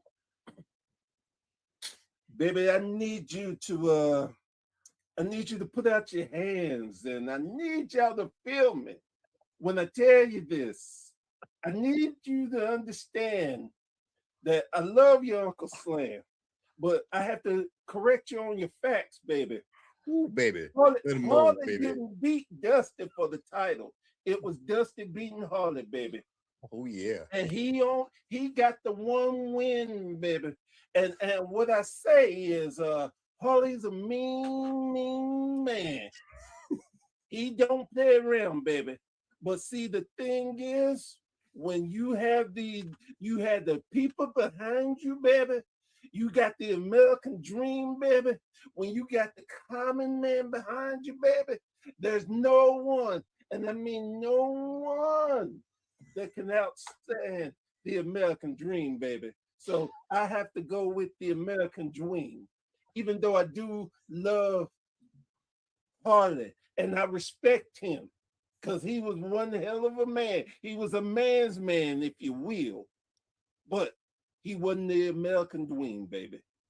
Man, y'all got me in tears over here. Woo. I just want to say, It's like he was in the room with us. I want to thank you all because y'all just gave me so much material to post this week.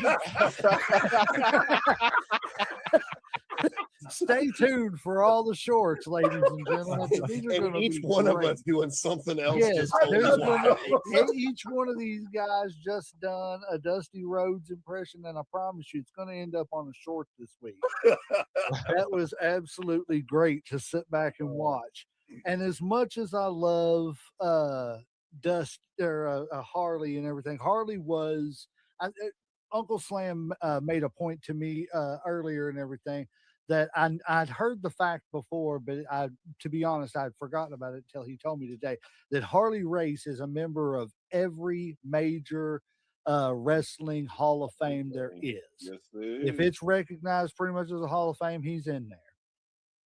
So, I mean, that alone shows the respect that that man had across the business. So there's no taking away from Harley Race. But I think that that's what made Harley Race great was that Harley Race could go anywhere, whether it was St. Louis, where it was the NWA territories, where it was up in the WWE, where he basically started the King gimmick there. You know, he just commanded respect. And I don't doubt that maybe Harley Race could have been, I don't know about beating him at that time because of everything that was going on with Hulkamania, but Harley Race could have been a great contender for Hulk Hogan for a run. You know what I'm saying? Because you've got the lineage and everything like that, had he not got injured. But in saying that, let me tell you about hard times. Hard times. Hard times is when you can't get nobody to watch your podcast. I know Hard about hard times times. is when you're spending I all them know late about hard nights clipping these videos and nobody's watching them or liking them or sharing them. That's hard times. Nobody thumbs up. Woo! Yeah. No comment. No Right? comment. Give me the thumbs up and the hearts. Nah, but it's Dusty. His it's and I can't say that because Harley's impact was so great too. But to me, Dusty's impact was at a time when it was needed the most to compete with the WWE. And because that machine was starting and it was like it was like trying to take a single propeller engine plane versus a jumbo jet. And they had to, Crockett and all the NWA was doing everything they could because they was like, oh crap, Vince is taking over, so we've got to do everything we can. And they put everything on Dusty Flair, and it worked for a long time until it didn't work. And the problem is they just scrambled from that point on and didn't have a plan. I barely had a plan A. Yes. Yeah. And Certainly didn't I have a made plan B. I made the statement that a couple of weeks ago on a show that I believe if you would have the only saving grace that they have had was Sting, and the Sting and Flair thing helped out, but it still went through a lull there. But the business started going through a lull too. And I just think that like Dusty's impact and his need to be that guy, but not have to be the man. I can be the guy, but not be the man, if that makes sense. I can be the guy that's chasing the man, but I'm going to be the guy you want to see chasing that man all the time. And I'm going to get my, my little bit here and there, but it's about me chasing, not about me having. And I think that, people don't realize that. I like that part of wrestling better, is when the good guy's chasing, because to me, it just makes it more of like, ooh, I want to see this Bear guy get his butt whipped. So for me, it's Dusty. So I guess Dusty's going to move on in that one.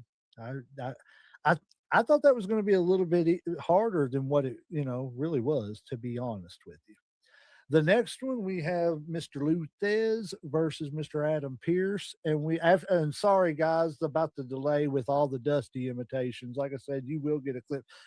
Uncle Slam, you didn't get yours in. Would you like a second to get your No. imitation in? I was gonna save it for a Ric Flair, just in case. Okay. He's gonna I wanted to save be the a little Lou's. different, you know what I'm saying? I was gonna woo, throw in some limousine riding, jet flying. I was gonna save mine for a little bit later. All righty. So we have got, let me get that back up there. We had Lou Thez versus Adam Pearce, and we will start with, let's go with Uncle Bear.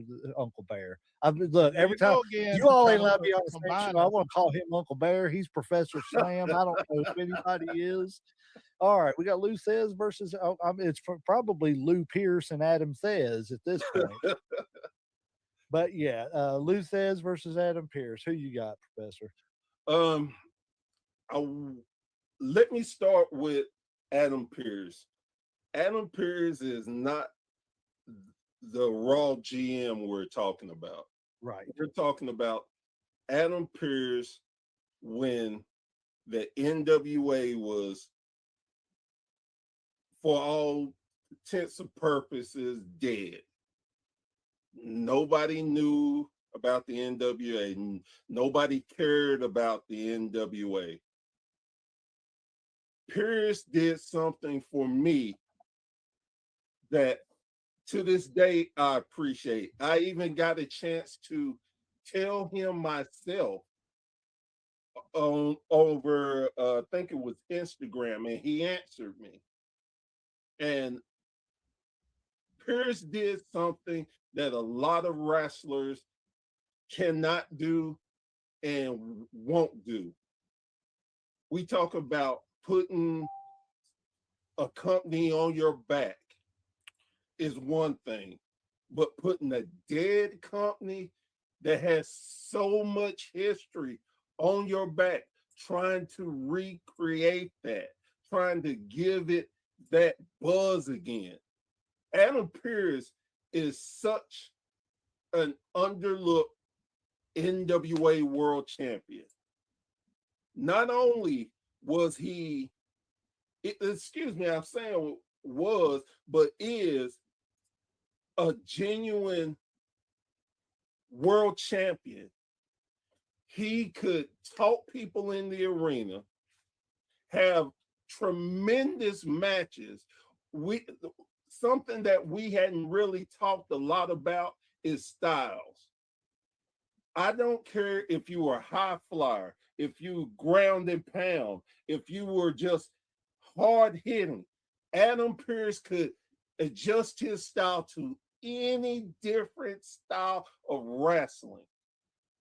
And again, for this to carry a brand that was such a prestigious brand to go in relative nothingness, he put it on his back and kept fighting and kept bringing it back to life.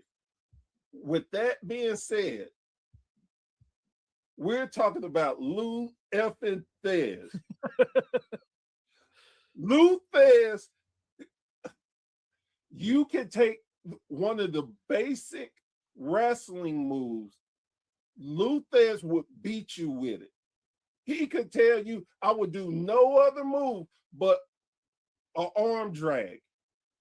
And after 2 arm drags, you will be begging him to go ahead and pin you because you're done. As much as I love and generally respect Adam Pearce, is Luthez all the way. Luthez, okay. Mr. Blade.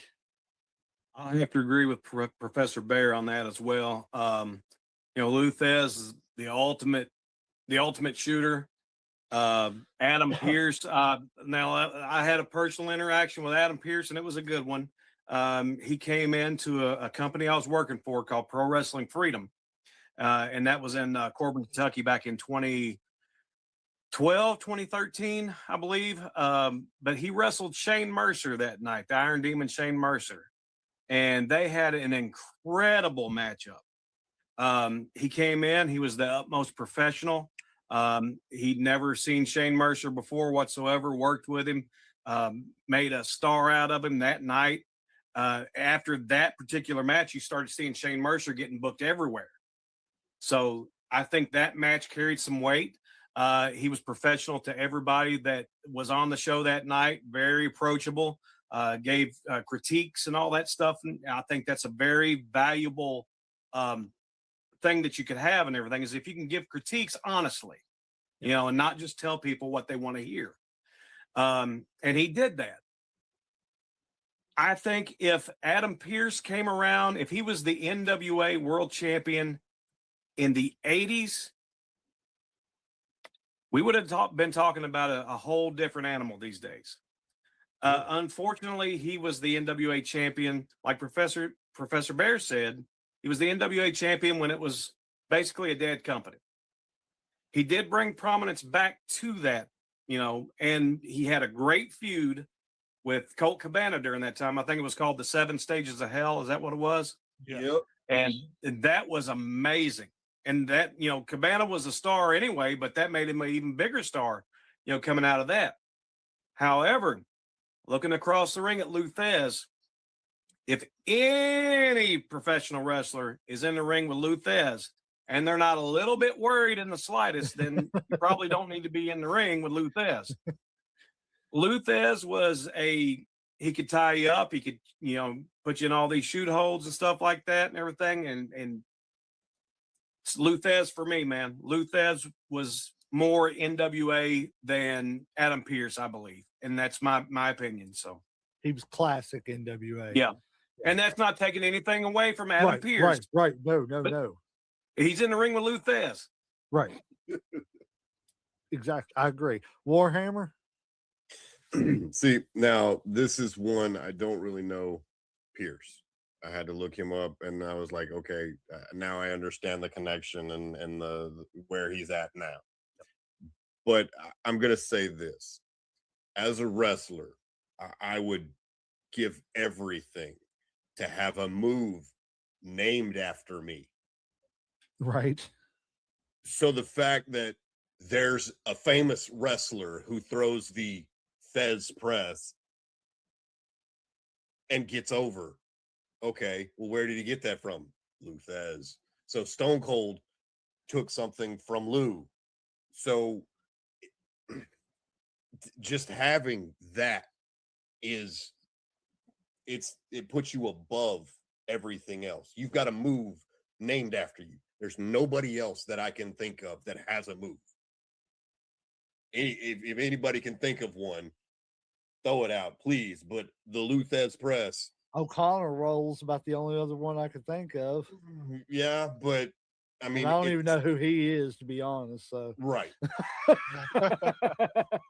I know, Bobby. I felt that. Be honest, man.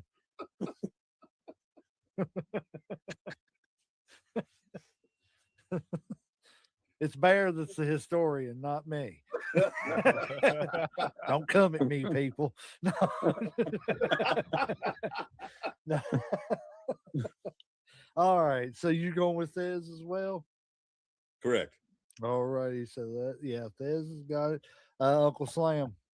Another sweep on this. Like I said, I did make the connection on Adam Pierce. I thought it was two separate people, but then once I did the research, I realized that he's actually the same person. Didn't know that he was as great a wrestler as he was, but like you said, it was during a dead time. So I don't think anybody really knew him. I think more people nowadays will know him as the manager of Raw instead of a five-time like NWA champ.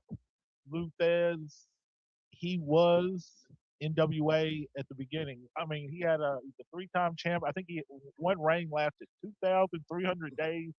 Had another one that was like 1,900 days. Beat Buddy Rogers, Billy Watson and stuff. Youngest NWA champ in history. I mean, yeah, it's easy. It's Luthez. Come on. All righty. Well, we'll just go ahead and save semantics, and I got Thez myself too, and there's nothing else I could say that you all haven't added on. He's just Luthez. You know, I knew who Luthez was before I ever knew who Luthez was. Every time I turned on the WCW on Saturday night, I'd hear about Luthez and Gene Kaninsky and all these other people, and I'm like, I don't know who any of these people are. And then the internet came around and I figured it out. But anyways, that's another story. All right, next one we got is Jeff Jarrett and Nick Aldis. And we will start with Professor Bear this time.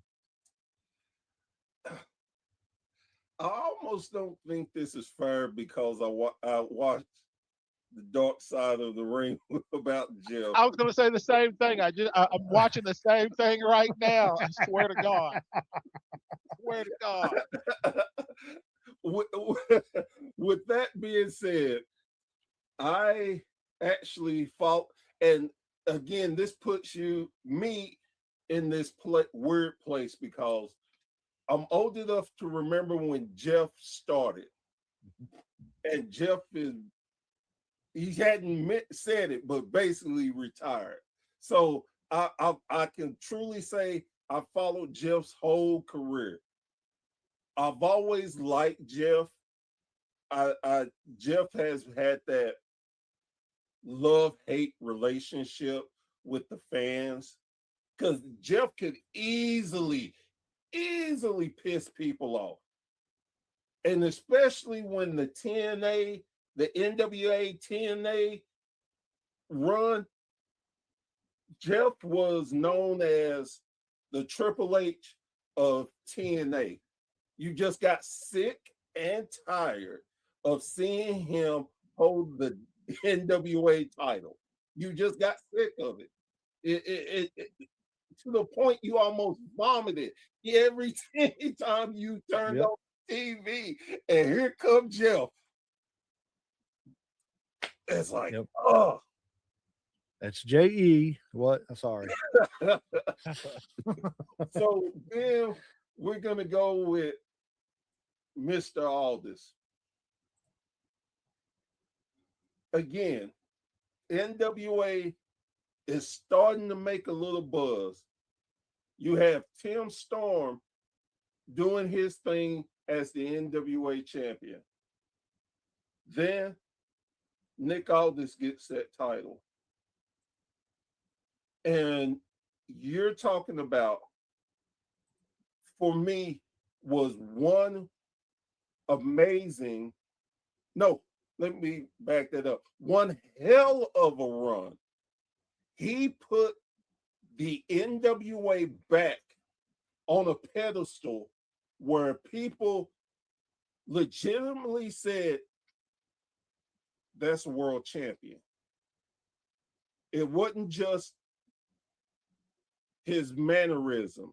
It wasn't just his wrestling ability. It just wasn't the way he talked. It wasn't just the way he carried himself. It was everything. He was the total package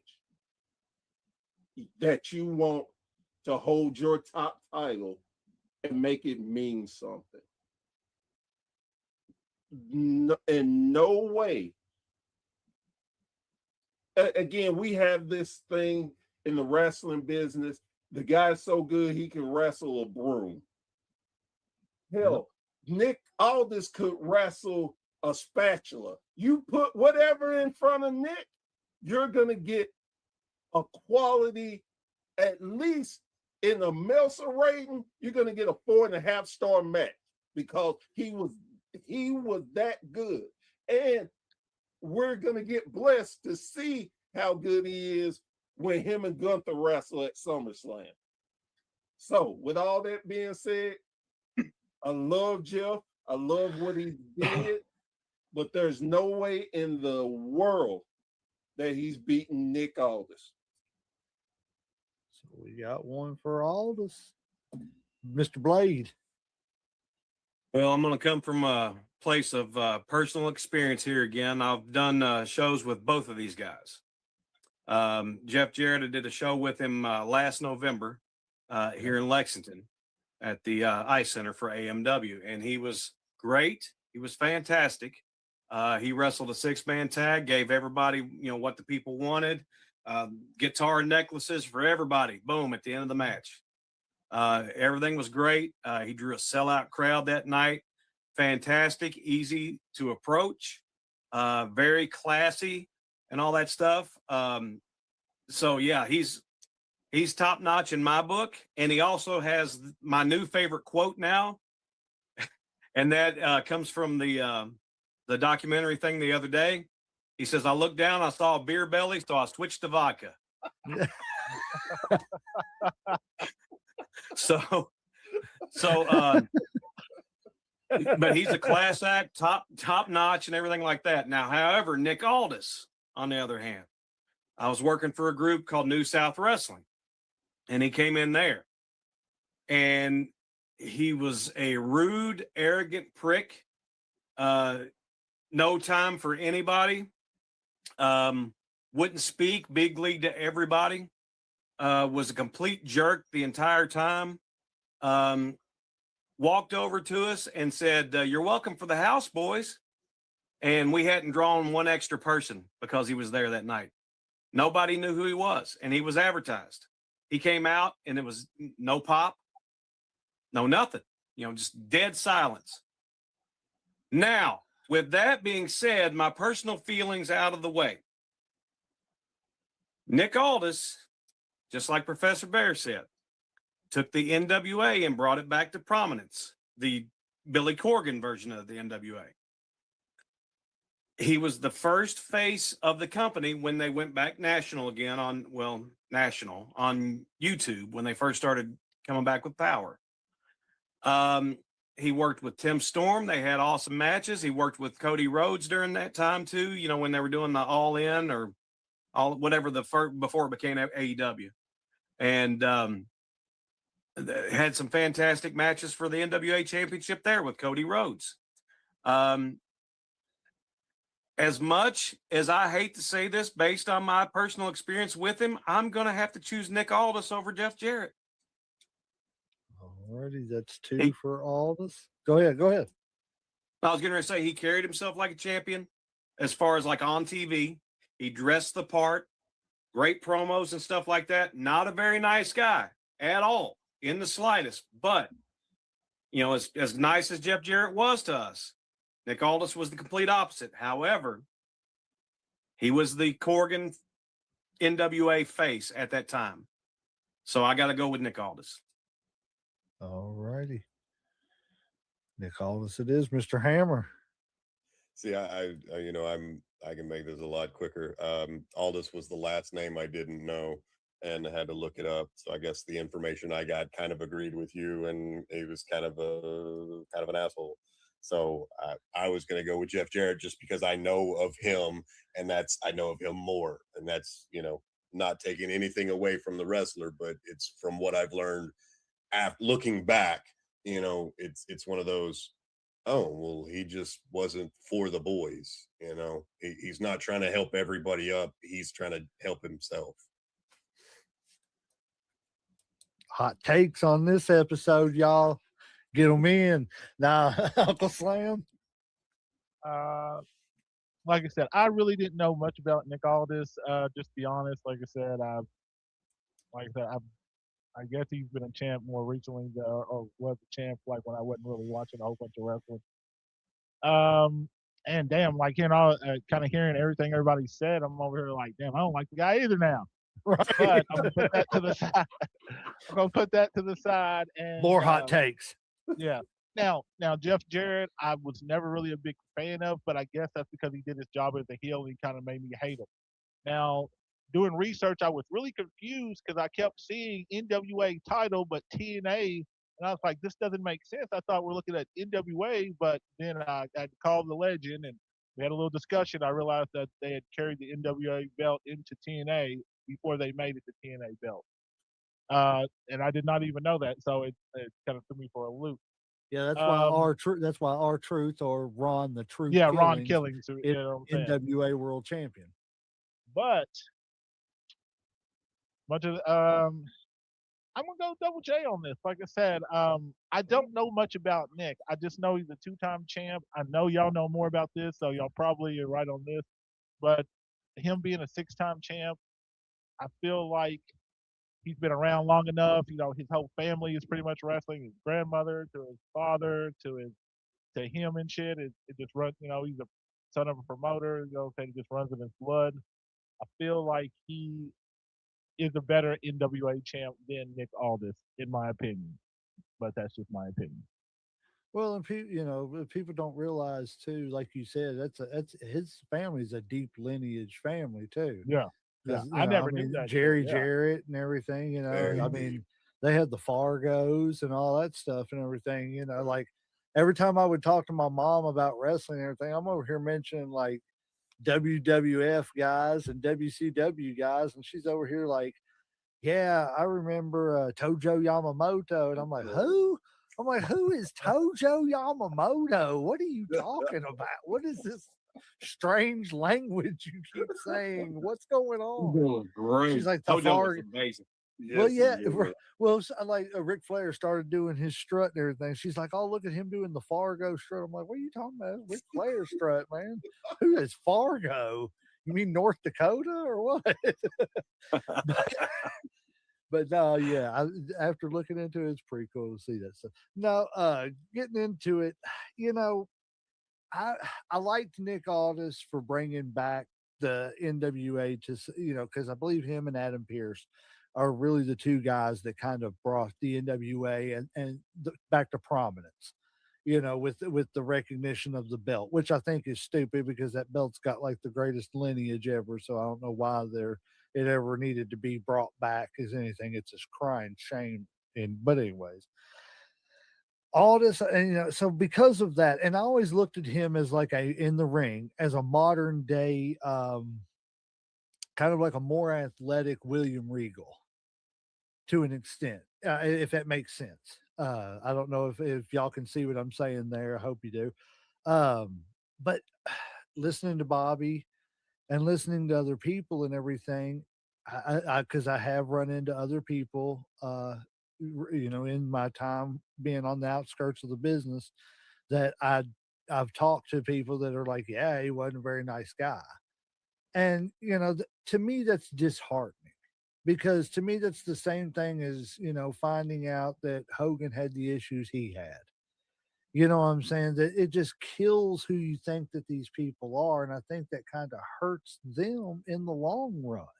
You don't So meet your heroes. that's it. That's exactly it. And, so I've always looked at him like that since finding this stuff out. And with Jeff Jarrett, it's like, I've always felt like you're either a Jeff Jarrett fan or you're not. And that's as a good guy or a bad guy, a heel or a face. Whether he's heel or face, you either like him. Whether he's heel or face, you don't like him. And that's I think he's one of those guys that there's just no in between. I respect him. He's had a long career. I understand why he gave himself the title and stuff at first in TNA. It was his baby. He was trying to make sure it was going to succeed. He could trust him. But at the end of the day, you still got to, make better decisions too and everything. So I think that kind of favoritism / nepotism kind of plays in a little bit to his title reigns, not taking anything away from him. You know, he's a 6-time world champion, but I think I just think the way you treat fans and the way you do the stuff like that gets you so much further in my book. And as much as I was going to give this to Aldis, I'm giving it to Jarrett just because of the fact that, you know, he's more consistent. He's not, you know, I'm not going to put him in the top 50 of any of my favorites lists, but I'm also not going to put Nick Aldis in the top 100 either. So, you know, it kind of evens itself out. All righty, we got in the last match of the last round, Ric Flair and Dan Severn. Uncle Slam, we'll start with you this time and go clockwise. Man, Dan Severn, the only man to hold a MMA title and a NWA title at the same time. Yep. That being said, woo, Ric Flair 9 times, baby. Come on, let's stop playing. There's only one other person, and we've already had them besides Ric Flair on this list that we can even think about. Ric Flair. I don't even have to say anything. 9 times. He is the man. Like you said, if you want to be the man, you got to beat the man. 9 times. Ric Flair. All day, every day. Twice on Sunday. All righty. So that's 1 for Flair. And let's go around, Mr. Hammer. Now, you want a legit badass, you want a legit shooter, you want somebody that can actually hurt somebody. Well, that's Dan Severn all day. I mean, you believed he could beat you up and never pull his hands out of his pockets, like just kicking you, pop, pop, pop. You knew it was going to hurt. But he's no Flair. The only other person I could think of that has a move named after them, this is a negative move, but everybody knows the Flair flop. Yep. Yep. All right. So we got 2 for Flair. Mr. Blade.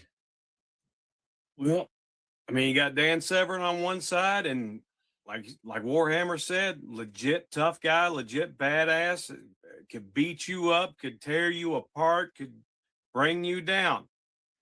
However, he's no Ric Flair. He's no Nature Boy. You put them in a promo battle, and Flair all day, every day.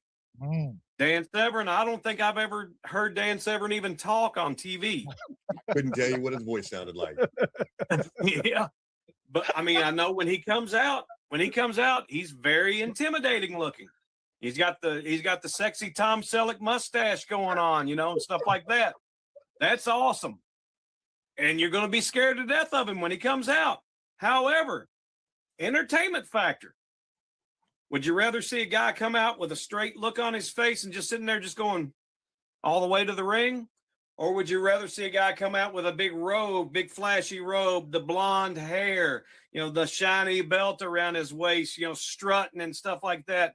Woo! You know, stuff like got the 4 horsemen. If he can't beat somebody, here comes the horseman, you know. If he tries to hit you with something and you duck it and you nail him, boom, here comes Tully Blanchard. You nail him, well, here's Arn Anderson, boom, here's Barry Windham. You know, Lex Luger, whoever was in the Horsemen at the time, Ole Anderson. And then boom, you knock all of them out, then boom, here's some brass knucks to your face. It's Ric Flair. Every single day, Ric Flair gets that hand raised. He's a promoter's dream. Yep. Sometimes he's a promoter's nightmare, but he was the face of the NWA in the 80s and the face of WCW all the way up until the end. And I'll say that, you know, he shared the being the face at WCW with Sting and Hollywood Hogan. Not Hulk Hogan, Hollywood Hogan. Yep. So, yeah, Ric Flair for me. Sorry, I'm going on and on and on. No. I love it. It was funny because you got me hyped. You started naming off horsemen, and you were naming off all these great names. I don't know if you heard me. I said Paul Roma. You know? Oh God. We'll forget about that iteration of the horseman. Could have been any worse than McMichaels. Right. McMichaels. At least McMichael. Look, McMichael sucked, but at least he embraced it. And he became funny. Yes, he was entertaining. So Yes, give I him mean a he pass. sucked as a wrestler, and why they let somebody like him do a tombstone on people, I was scared for people's lives every week on Nitro. I was like, "Oh my God, somebody's going to die." I just know it. We're going to have to watch it live on Oh, God. TV. Yep. Terrible. All righty. Well, who have we gotten to yet? Bear. We Bear, yeah, it's on the first Bears. round, ain't it? I'm So, sorry. I got sidetracked. I'm laughing so No, much. Bear. Yeah. Yeah, Bear. it's Professor Bear. Go ahead. so this is truthfully to me, when I saw this matchup, I thought this was a good matchup because you're taking by far one of the greatest wrestlers of all time versus one of the most intimidating shoot wrestlers of all time. Everybody wants to talk about Brock Lesnar. I'm just going to be real with people, and I'm going to get heat for it, but I do not care. Brock Lesnar would have got his ass handed to him if he would have went up against Dan Sam. The original Several- beast. The original several- beast, Dan the Beast yes. Severin. Oh, yeah, you're right. He did not. People were more scared that he wouldn't do what he said he was going to do than him not doing, because anytime he didn't like something, he could when I say easily changed it, and not a damn thing anyone could have did about it. It's like a Mark Henry. Stop me. Yeah. So with all that being said, and look, he had a three-year title run with the NWA title. Again, with all that being said, there's only one. Nature Boy. Ric Flair. And no matter how you slice it, Rick is going to have these things. He's going to have the title. He's going to have your woman. He's going to have the money. And he's going to, woo! That's Rick. Yes, sir. So we got 4 for Rick. Well, it kind of seals the deal. Ric Flair's moving on. But I'm going to go ahead and give my little 3 cents too. So when I first seen Dan Severin, I'm not going to lie, I thought, who is like scary big bully Busick here? But I'm like, this version of him looks like he could actually whoop my ass. That other guy, I don't know what they had going on with him. But no, I didn't know who he was and everything. Of course, the NWA had fallen by the wayside by that point. They were kind of barely doing their thing inside and outside of WCW here and there. And then they had that little weird thing that happened in the WWE, and nobody knows why they did it because Vince is just going to bury anything that's not his. But which was stupid. But hey, who am I? But yeah, I just think that like when you get down to it, Dan Severin was a true beast. He was, the original beast incarnate.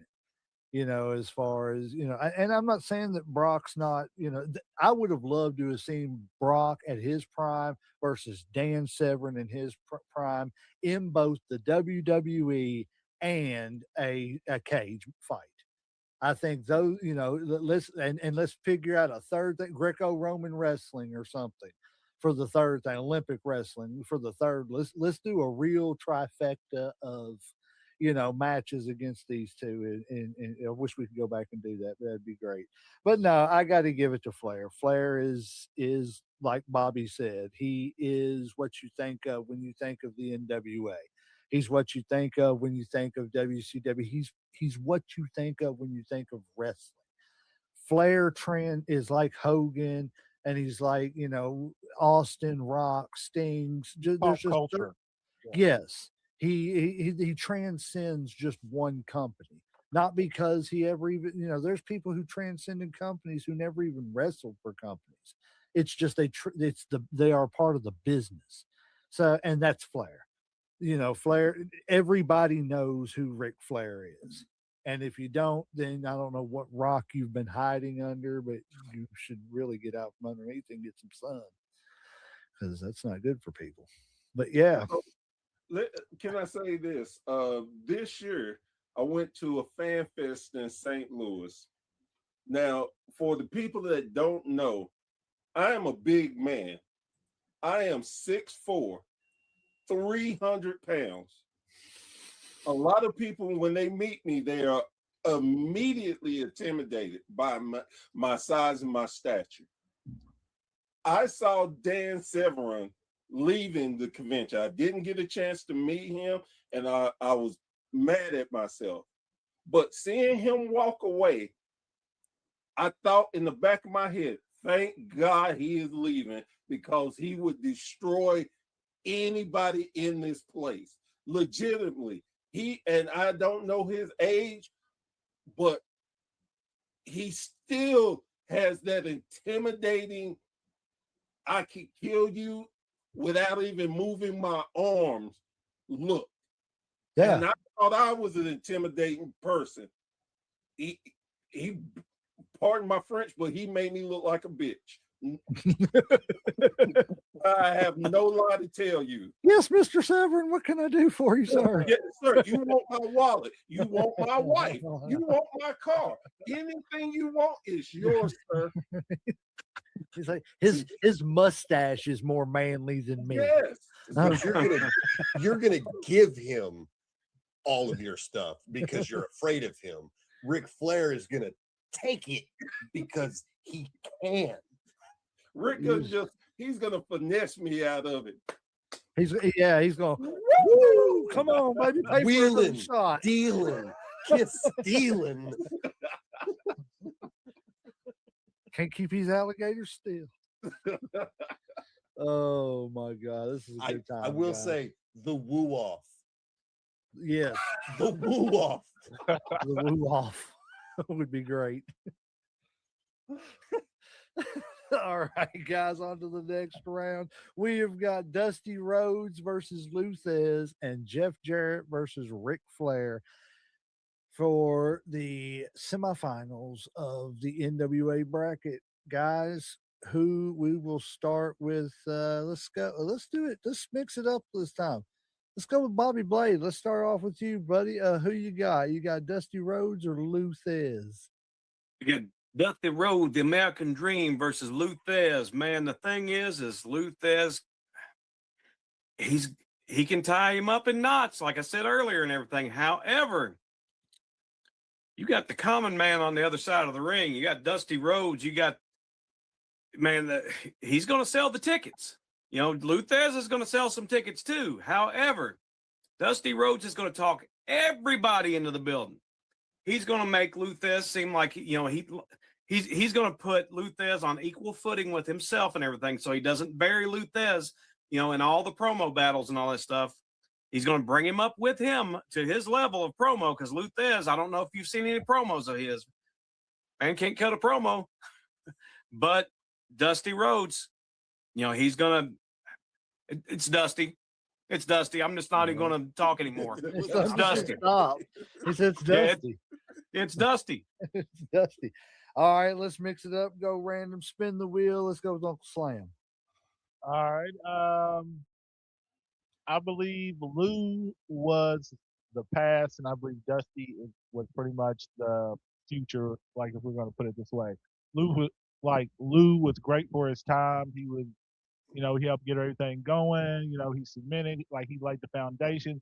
But Dusty, he, like you said, he was the common man. He was everybody's man. I mean, everybody's doing impressions. We're still talking about this man. We're still doing impressions of this man and shit to this day. I mean, like the battles he had with, you know, Flair and, you know, Harley Race and like all these other people, man. I mean, we're still talking about this guy and the fact that he's influenced so many people, not just NWA. I'm talking about wrestling as a whole. This man has had such an impact. Whether, you know, you can talk about people from WWE to NXT, you know, they'll talk about how influential Dusty was. So to me, Dusty by a landslide on this. All Alrighty, so we got 2 for Dusty. I'm gonna just go ahead and make it short and sweet with mine. Like I was going to touch on what you said, Uncle Slam. All the influence across all these different organizations, Florida Championship Wrestling. The startup. What was it when they brought back Florida Championship Wrestling? I believe and that turned into NXT. Yeah. I mean, just his influence in the WWE. Everybody thinks the polka dots and stuff was hey, even Cody has said that Dusty said that was one of the best times of his life because of the fact that there was just no pressure. All he had to do was go out there and perform. He wasn't worried about being the booker, wasn't worried about having to be the champion, carry the company. He could just go out there and wrestle and have fun for like a year and a half. So I think it's cool that somebody like him has so much influence, with modern, past, and that in between of all these different wrestlers he's touched and everything. So to me, it's no doubt it's definitely Dusty. It's no offense to Luthez because again, for every reason, Luthez we'll call him the original badass. He could hurt who he wanted to hurt when he wanted to hurt them. And that's just there. You had no choice in that, but we're talking about wrestling, which is an art form. It's not just like Kevin Nash said, you can go out there and put somebody in a figure 4 and break their leg, but you don't. You don't. Why don't you? And that's the beauty of wrestling. When you really get into it, you understand those things. And I think Dusty is somebody that just brought that to wrestling. So yeah, it's Dusty for me all day long. Professor Bear, we'll go with you, and then we'll end off with Warhammer on this one. So the one thing that I keep going back to is, in my mind, we're talking about greatest champions. And to be a champion, you had to be a great wrestler. Not only the entertainer, not only to draw houses and all of that, but it goes back to wrestling. So in my mind, I'm thinking Dusty versus Luthez. How would that match go? I'm thinking Dusty would do his thing and Lou would catch him and he'd trap him and he'd be hurting Dusty. And Dusty probably legitimately pass out. But then you hear that crowd, baby. You hear that cloud. And then you see the hand, baby. And the hand to start wiggling and walking. And people be like, oh, come on, Dusty. Come on, big star. Come on. And Dusty would legitimately break out of it. And Dusty would get to move in that big frame, boy. And all of a sudden, Dusty turned back, hit him with that bionic elbow, baby. And it would knock Lou legitimately out. I'm getting on fire. And after the show, everybody just really like, did I see that? The boys in the back like, Lou got knocked out because you can't stop the power of the bionic elbow, baby. When you got the people behind you, it's always that power, the power of the people, baby. And I don't care what color you are, baby, because we all together on this, baby. Dusty got to go to the finals, baby. And let me tell you, Dusty created wrestling.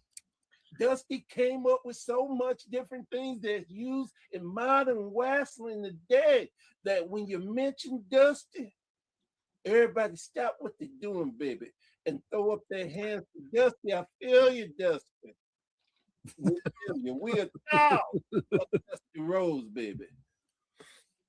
But to quote Pat Patterson, this is banana. Man, you just sold me some tickets. I'm on fire after that speech.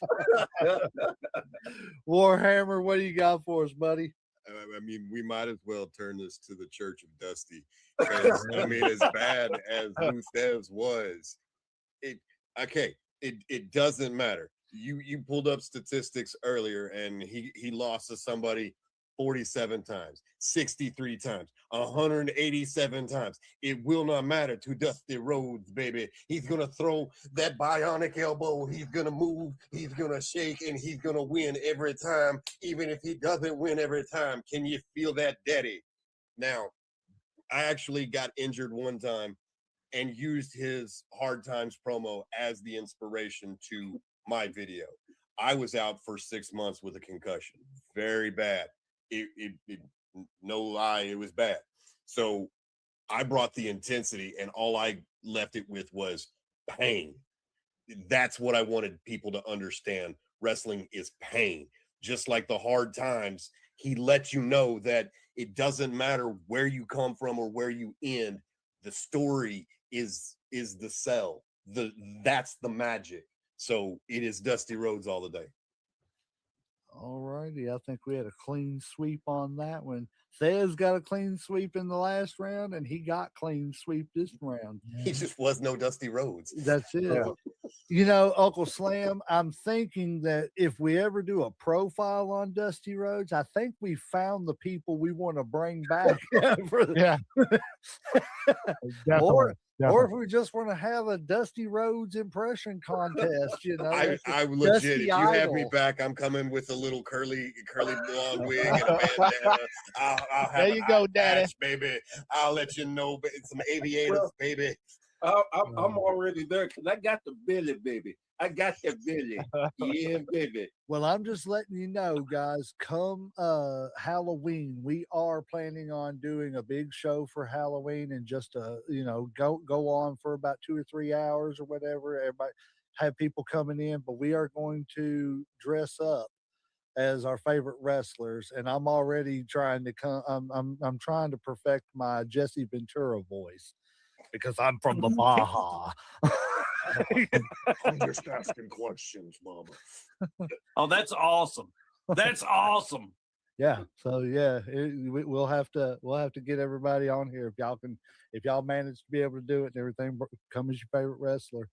You get interviewed by Jesse Ventura, and I'll tell you about how I live down in the Baja. Now, Vince McMahon. Let me tell you something, Monsoon. All right. We have got Jeff Jarrett. I don't know. This has went off the rails so many times. It's great, though. Jeff Jarrett versus the Nature Boy, Ric Flair. I kind of got an idea who's going to win this, but, we got to go through the semantics. Take it away. Let's go with Warhammer first this time. This is, when you boil them down, they're almost the same wrestler. But it is Flair. It is the Nature Boy. It's always Nature. It's always the Nature Boy. All righty, we got one for Flair. Let's see. We will go with Professor Bear next. Make it quick and simple. I mean, do I even need to say? There you go. I don't think any of us really need. All those in favor, can I get a woo? Right. Woo! I think that was kind of a clean sweep there, guys. I mean, if does anybody need to say anything? I mean, if you do, feel free. No, because I was pretty much going to say Ric Flair. Like, probably the only thing I was going to say was he's every woman's dream and every man's nightmare. I mean, simple fact of the matter is Flair sold more tickets than Double J has. He sold more pay-per-views than Double J has. He's made more legitimate long-time stars than Double J has. That's not taking anything away from Jarrett. No. At all. But Flair is the man. Flair's the man. Yes, Yeah. he is. Just better. And Space Mountain is the oldest ride in the park, but it's still got the longest line. Oldest ride, longest line. That's exactly it. All righty, guys. For the finals, I guess we already know this. I'll get the visual up there here in a second. We've got Dusty Rhodes versus Ric Flair. Classic. Like this was was supposed to be. This is the way it was always supposed to going to be. Right And here. yes, I agree 100%, Uncle Sam. About this is where the real debate comes in. So, guys, bring it, because this is where we want to hear your greatest argument on Ric Flair, Dusty Rhodes, NWA, and this is to go on and represent the NWA in the greatest heavyweight champion of all time tournament. This champion will be the NWA representation against all the other companies' champions. This is going to be big. Everybody, give us your answers in the comments. I got stuck there. Yeah, forgive me. But yeah, we will start. Let's just go around the horn. Professor Bear, we'll start with you. Like any classic, you have the Boston Celtics versus the LA Lakers. You have the Dallas Cowboys taking on the San Francisco 49ers. You have the Eagles. You have these classics. I could easily run down their resume, but everybody knows it. You have one man that by far won the most world titles than anyone. Damn what WWE says. Then you have the man that has created so many pay-per-views, did so many different matches, created war games, that has so many modern wrestlers being what he saw in them. Then the other one, who is quoted by every wrestler alive. Then go into other sports. You have so many people mimicking his style.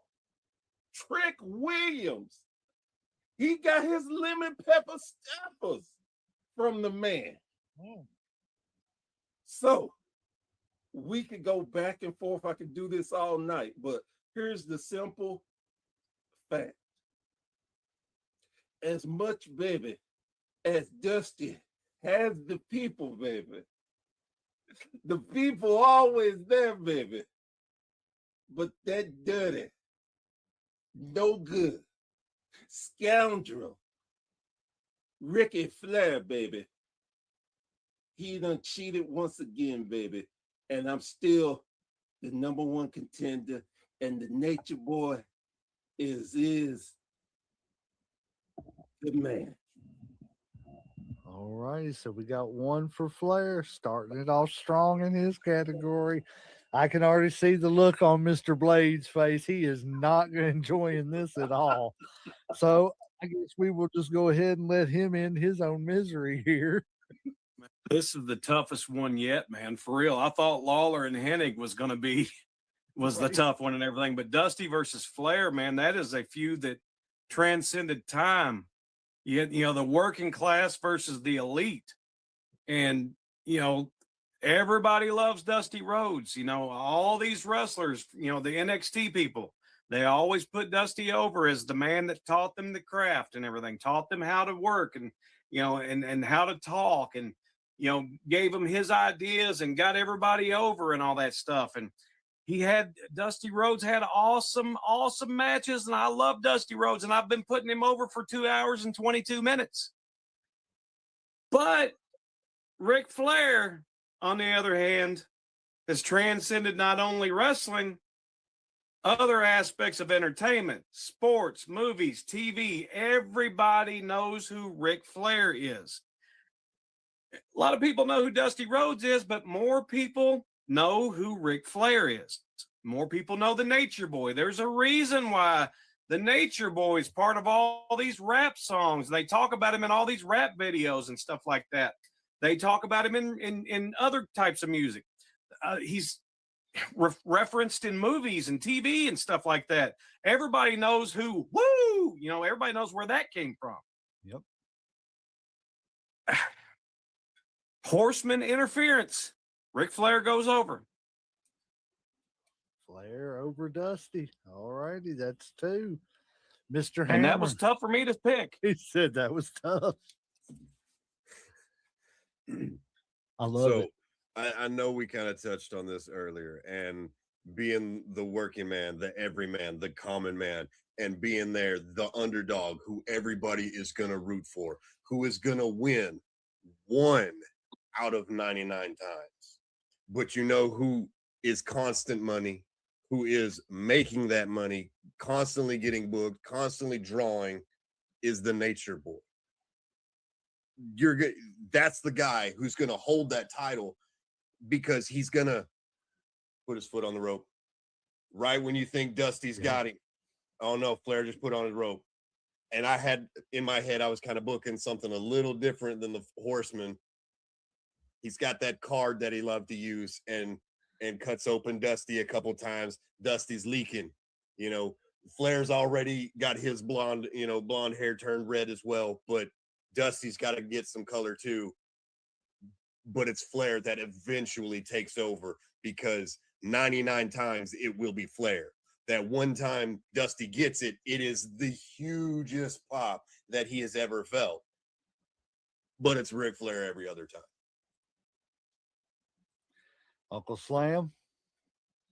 Man, just like picking between 2 of my kids, honestly, like you said. But you do have a favorite. No, I do not have a favorite, because they might be listening. No, I love all Do my not kids have the a same. favorite. I've only got one, so she is my favorite. Okay. Well, I have 4, so I have to love them all. I do love them all, actually. But man, this is so hard, and this is such a classic. And I felt like this is where this was going to head to anyway. I felt like if Harley didn't get in, that it was going to be Ric Flair and Dusty Rhodes, and I almost feel like it should be. I mean, we're talking about 2 of the people that had probably, besides Hogan, had the most impact on wrestling, I would say. Because like I said, man, we're still talking about these people, and they've been done for a long time. We're still quoting them. We're still talking about them in pop culture. We're They still built doing the most. you know what I'm saying? Like, this is how much of an impact both of these guys have had in wrestling as a whole. So, to pick one is really hard, but and I have really loved like everybody's ideas on the finishings for the matches. Like, definitely give me flashback, because I can see that rope on the leg and shit at the last minute for Yep. Flair. I can see the Horseman coming in. I can see the brass knuckles and stuff. You know what I'm saying? I can see the blood from Flair and stuff like that. Like, because I'm getting all these flashbacks, from wrestling. But at the end of the day, just like everybody else, I gotta go with Flair. I gotta go with the man. I mean, as much as I love Dusty, and he, if I had to pick, what I'm saying, it'd probably be A1, A2, or something like that. But it's Ric Flair. It's got to be Ric Flair. For me, it's like I said, a lot. It doesn't necessarily have to be the longest reign for it to have the most impact or anything like that. I wouldn't say that Lex Luger had a great reign as world champion, but the fact that he beat Hollywood Hogan on Nitro had a huge impact. So it doesn't always have to be about length of reign. It has to just make sense in the overall scheme of things.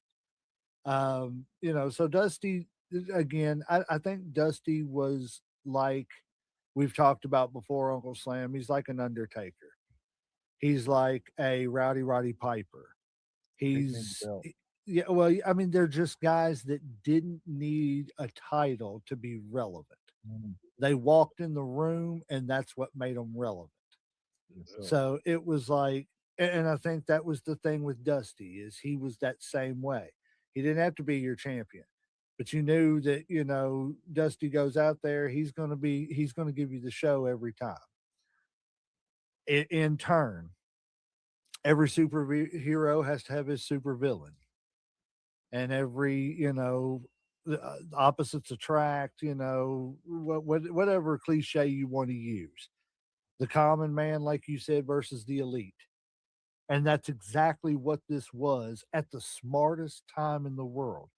People who didn't live in the 80s don't realize the separation that happened between the rich and the middle class. That's kind of when the middle class started getting pushed away a little bit.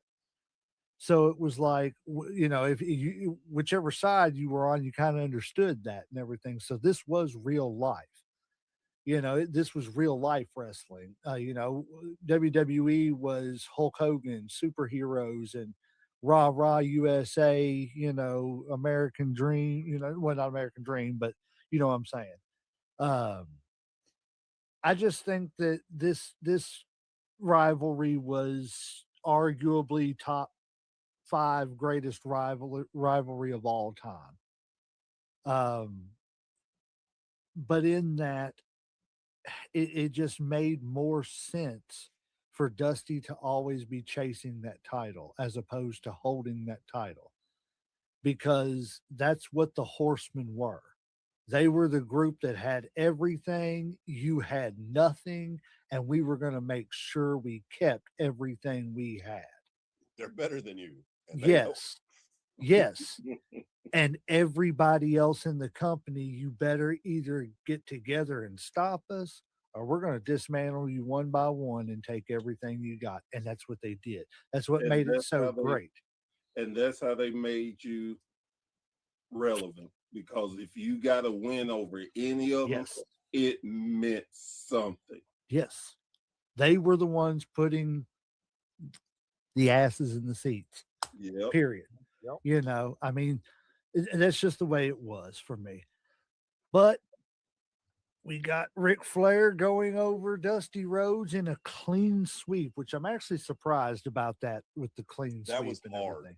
That hurt. Yes, it was. I told you. Yes. So, guys, before we get out of here, I will we'll start off with Warhammer and go backwards and let you all say a final little piece about anything about it. Plug anything you want to and everything. I know it's getting late. I don't want to keep you all too much. But, yeah, I appreciate you guys being here. Yeah, this has been absolute blast. Just the Dusty promos alone was, comedy gold. The dust offs. Yeah, the dust off. You watch and see. That's getting used, man. You'll get credited, but that's getting used. All the clips would be dust off 1, dust off 2. Yes, it's coming. Watch Choose out. The best Dusty. This week, Dusty Idol on Headlocks, Heels, and Havoc Facebook page. Yeah, do the poll. Yes. There you go. Yes. Yeah. But yeah, I appreciate you guys being here. It's always a blast. Love you guys to death. But yeah, Warhammer, take it away. Tell us what you think about the tournaments, and then plug anything you want to. Well, I mean, these tournaments are amazing. We're really getting into the meat and bones of wrestling, and this is, everybody's bringing a little bit of something else to make this cake. And that's how I structure my matches. Is I'm trying to bring my stuff, bring your stuff together, just to tell the story and bake a cake to make this work. This 10 minutes go off without a hitch. So this has been really fun, just debating on who's better. I don't have too much going on right now, but I do run a podcast myself. It's called Dropping the Hammer. I do that every Sunday.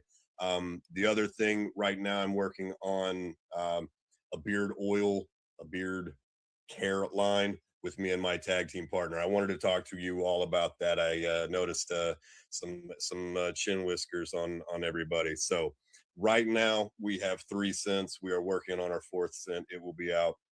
So we are doing beard washes, beard oils in 4 different scents. We are doing balms, butters, and styling waxes, again, in all 4 scents. The 4 scents are Raiders Camp, Mead Hall, Winter Hunt, and Long Ship. I can give you more information on all of those, but each scent is based off of more of an environment, a scene. And when I tell you, you smell something and you're going to go, man, this makes me think of, yes, that's why it's on the bottle. Labels will be coming out very soon, and that's blowing up. So beard oils. Hey man, feel free once you Oh, get hell yeah. everything up, share it Yeah. onto the Headlocks page, man. I mean, We'll do. wrestlers have beards too. Yeah. Hey, I like that quote. I like that. Wrestlers have beards too. You feel free to use that, buddy. Now, Bobby Blade, tell us a little bit of what you got going on, sir. Well, I appreciate you all having me on here. This was great. This was a lot of fun, and it was interesting to hear everybody's takes on who they think they should win the tournament and stuff like that, and win each match and everything. So that was very refreshing. We got to air our opinions on things and everything without anybody arguing or anything like that, and that was a breath of fresh air, because you know how the internet is. You put Yep. your opinion up, and here's It's 80 fun. people, just That's yelling it. at you and stuff. Your opinion is Um, wrong. Mine is much better. Yeah, exactly. Yeah. As far as stuff I got coming up, let's see. I got July the 28th in Ironton, Ohio for AMW, Appalachian Mountain Wrestling. I got August the 7th, Danville, Kentucky for the Elite Wrestling Alliance. That's a 21 and over show. So we're going to have a lot of fun that night. At the Nook. Yep. Shout out to I've my got buddy Teddy. what I know the owner of the Nook. His name's Teddy Oh. Tolar. So shout out Oh, to yeah? him, man. Yeah, go Well- to the Nook and check them out. Well, I've already asked the promoter if I can hump the poles and all that stuff, because it's a 21 and over night and everything, and he said absolutely. So I might get a little nasty with it that I night. got Napkin, to save up some monies in so I can go see Bobby hump a pole. Yeah. Napkin, Let's see. I got the big one, August the 22nd. I've got other shows in between those, but let me talk about the big one real quick.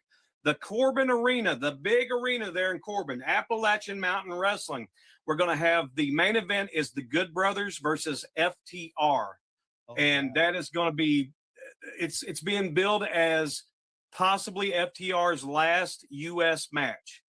Depending on what they do and all that stuff, because they have said they wanted to take a break, get out or something like that, So Yeah.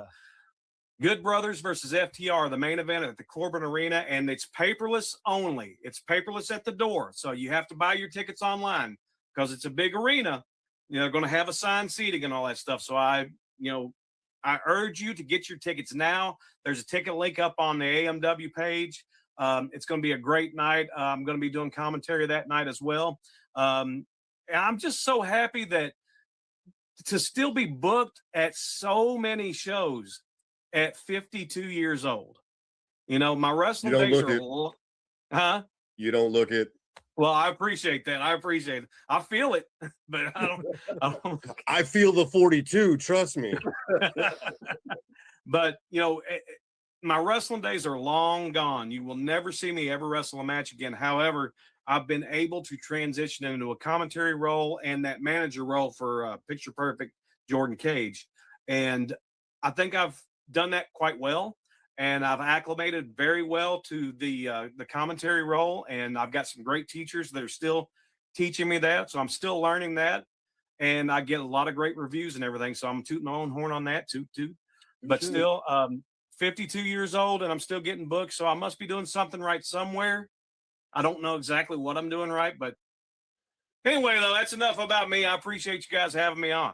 One of the best in the business in my book. Thanks for being here. Well, thank you. Professor, you're welcome, Bobby. Professor Bear. Oh, wow. So we at the WSN are coming back out with our wrestling app. And this version of the wrestling app is based on independent wrestling. We are going to give the independent promotions their just due and give them a platform where they can be seen on a national level. We have promotions right now that are all around the world. We are super excited about this. We have some great surprises in store. We have some classic promotions that have not been seen in quite a while that we have on the app. It's going to be an amazing thing. We actually have also some great wrestling games. We have, of course, podcasts. We have a little of everything, and we even have a little selection for the family, for the ladies or the guys who are not really in. Oh, you froze up. That happened to me earlier. No. No. I'll give him a second. Maybe he'll come back in. Yeah, give him just a second. So Bobby, but while I have a minute, I'm gonna need you to be my mouthpiece and talk me up, because I'm getting you. I see. I'm helping you get booked down in Texas already, Bobby. Go ahead, man. Do your thing. or I can come to where you're at. We're in Kentucky. Come on up, man. All kinds of stuff going on here too. Yeah. All kinds of man. I'm telling you, independent wrestling in Kentucky is really taking off. We'll get back to Professor Bear just as soon as he can get technical difficulties figured out. But yeah, independent wrestling overall is just great. I'll go ahead and plug our stuff just in case he can't get back in or he gets back in. I was hoping that you. I was telling you earlier, Bobby. I looked at your schedule that you posted online earlier, and I was like, our last show is August 7th. I was like, I wonder who. I was like, I wonder if he's going to be free. I looked and I was like, man, that's the EWA thing. So, but yeah, because I was trying to, I wanted to get you on for the final show because it's going to. So right now, if everything stays booked, there he is. He's come back. No, I already have those haters that are out to try to stop our momentum, but you can't. You can kick me off. You can do what you want, but we are coming, and we definitely represent what independent wrestling is. So please, thank y'all so much for the buzz I keep hearing about it. But I promise you, when it comes out, I promise you this is something that you will enjoy. And with me trying to put in so much hard work on this, I've kind of paused my podcast for a little while, not going away, just trying to keep that energy going towards this. So again, thank y'all so much. I'm so glad to be in the room with so many great gentlemen that know wrestling history, that love wrestling as much as I do. So thank y'all so very much. Always a pleasure. And when all of y'all are here, man, we're lucky to have, not only are we lucky to have guests like you all, we're lucky to have friends like you all. We appreciate everything. We like I tell people, EWA, we have the foothold we have because of them. And it's because of EWA people who are, Bobby and, just different people, Professor Bear with the Wrestling Society Network, Mr. Warhammer from Texas. It's just, I've met so many people randomly from doing this, and it's been wonderful that I can honestly and truthfully say that, I appreciate the friendships and everything. Next week, we've got the TNA ECW brackets. And next week, tune in, everybody, because next week is going to be Uncle Slam's first night of hosting the show. And I'm going to sit back and just enjoy just doing the picks. I'll do the visuals and stuff for him so it ain't overload for him or nothing and everything. I don't want his head blowing up over there too much trying to click stuff and buttons and everything. Wow. But It's going to be an adventure, guys. Tune in. I don't know what to do. I'm new. Right. Right. He's going to be messaging me, hey, how come this don't do this whenever I do? But no, we've got a great lineup of it. We got, like I said, next week, the 24th, we got the TNA ECW and Uncle Slam's first hosting job. Then July 31st, we've got the WWE and WCCW brackets. And then, of course, August 7th, we will have the finals, and we are shooting for an all-star show on the finals. As of right now, we have me, Uncle Slam, Zodiac, Brock's Boulder, Professor Bear, the Wrestling Encyclopedia, Sean John, and Mayhem Media's JD. So that's like, yeah, the knowledge that's going to be in the room is going to be amazing, you know, just with everybody there. It's going to be a great show. That's 8 people. And oh, yeah. And the possibility that, you know, I put the invitation out there. I don't know if he's going to accept it, but Mario Mancini might be joining that show as well. So yeah, it's going to be a great show. And if he joins, I'm just going to sit back and host and enjoy just the talking and have fun. I ain't picking nothing.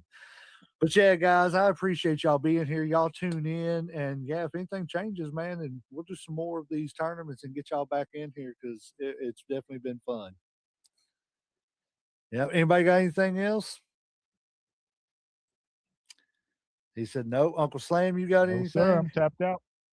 Well, I guess No, referees hit sir. that 3. I just want to thank everybody who showed up. I really appreciate everything. I've learned so much from y'all that I never even knew before. I just want to thank you for all that. And hey, y'all are welcome. Come back anytime.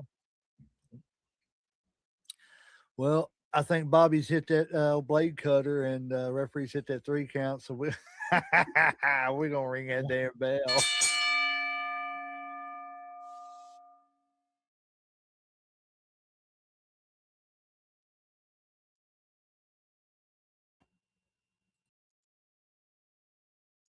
Okay, so that was Headlock Heels and Havoc's podcast that I was on 2 weeks ago. It was kind of funny. I ended up in the same shirt. I know I only wear a handful of shirts, but I ended up in the same shirt. So it was really weird to watch on 2 different screens. So,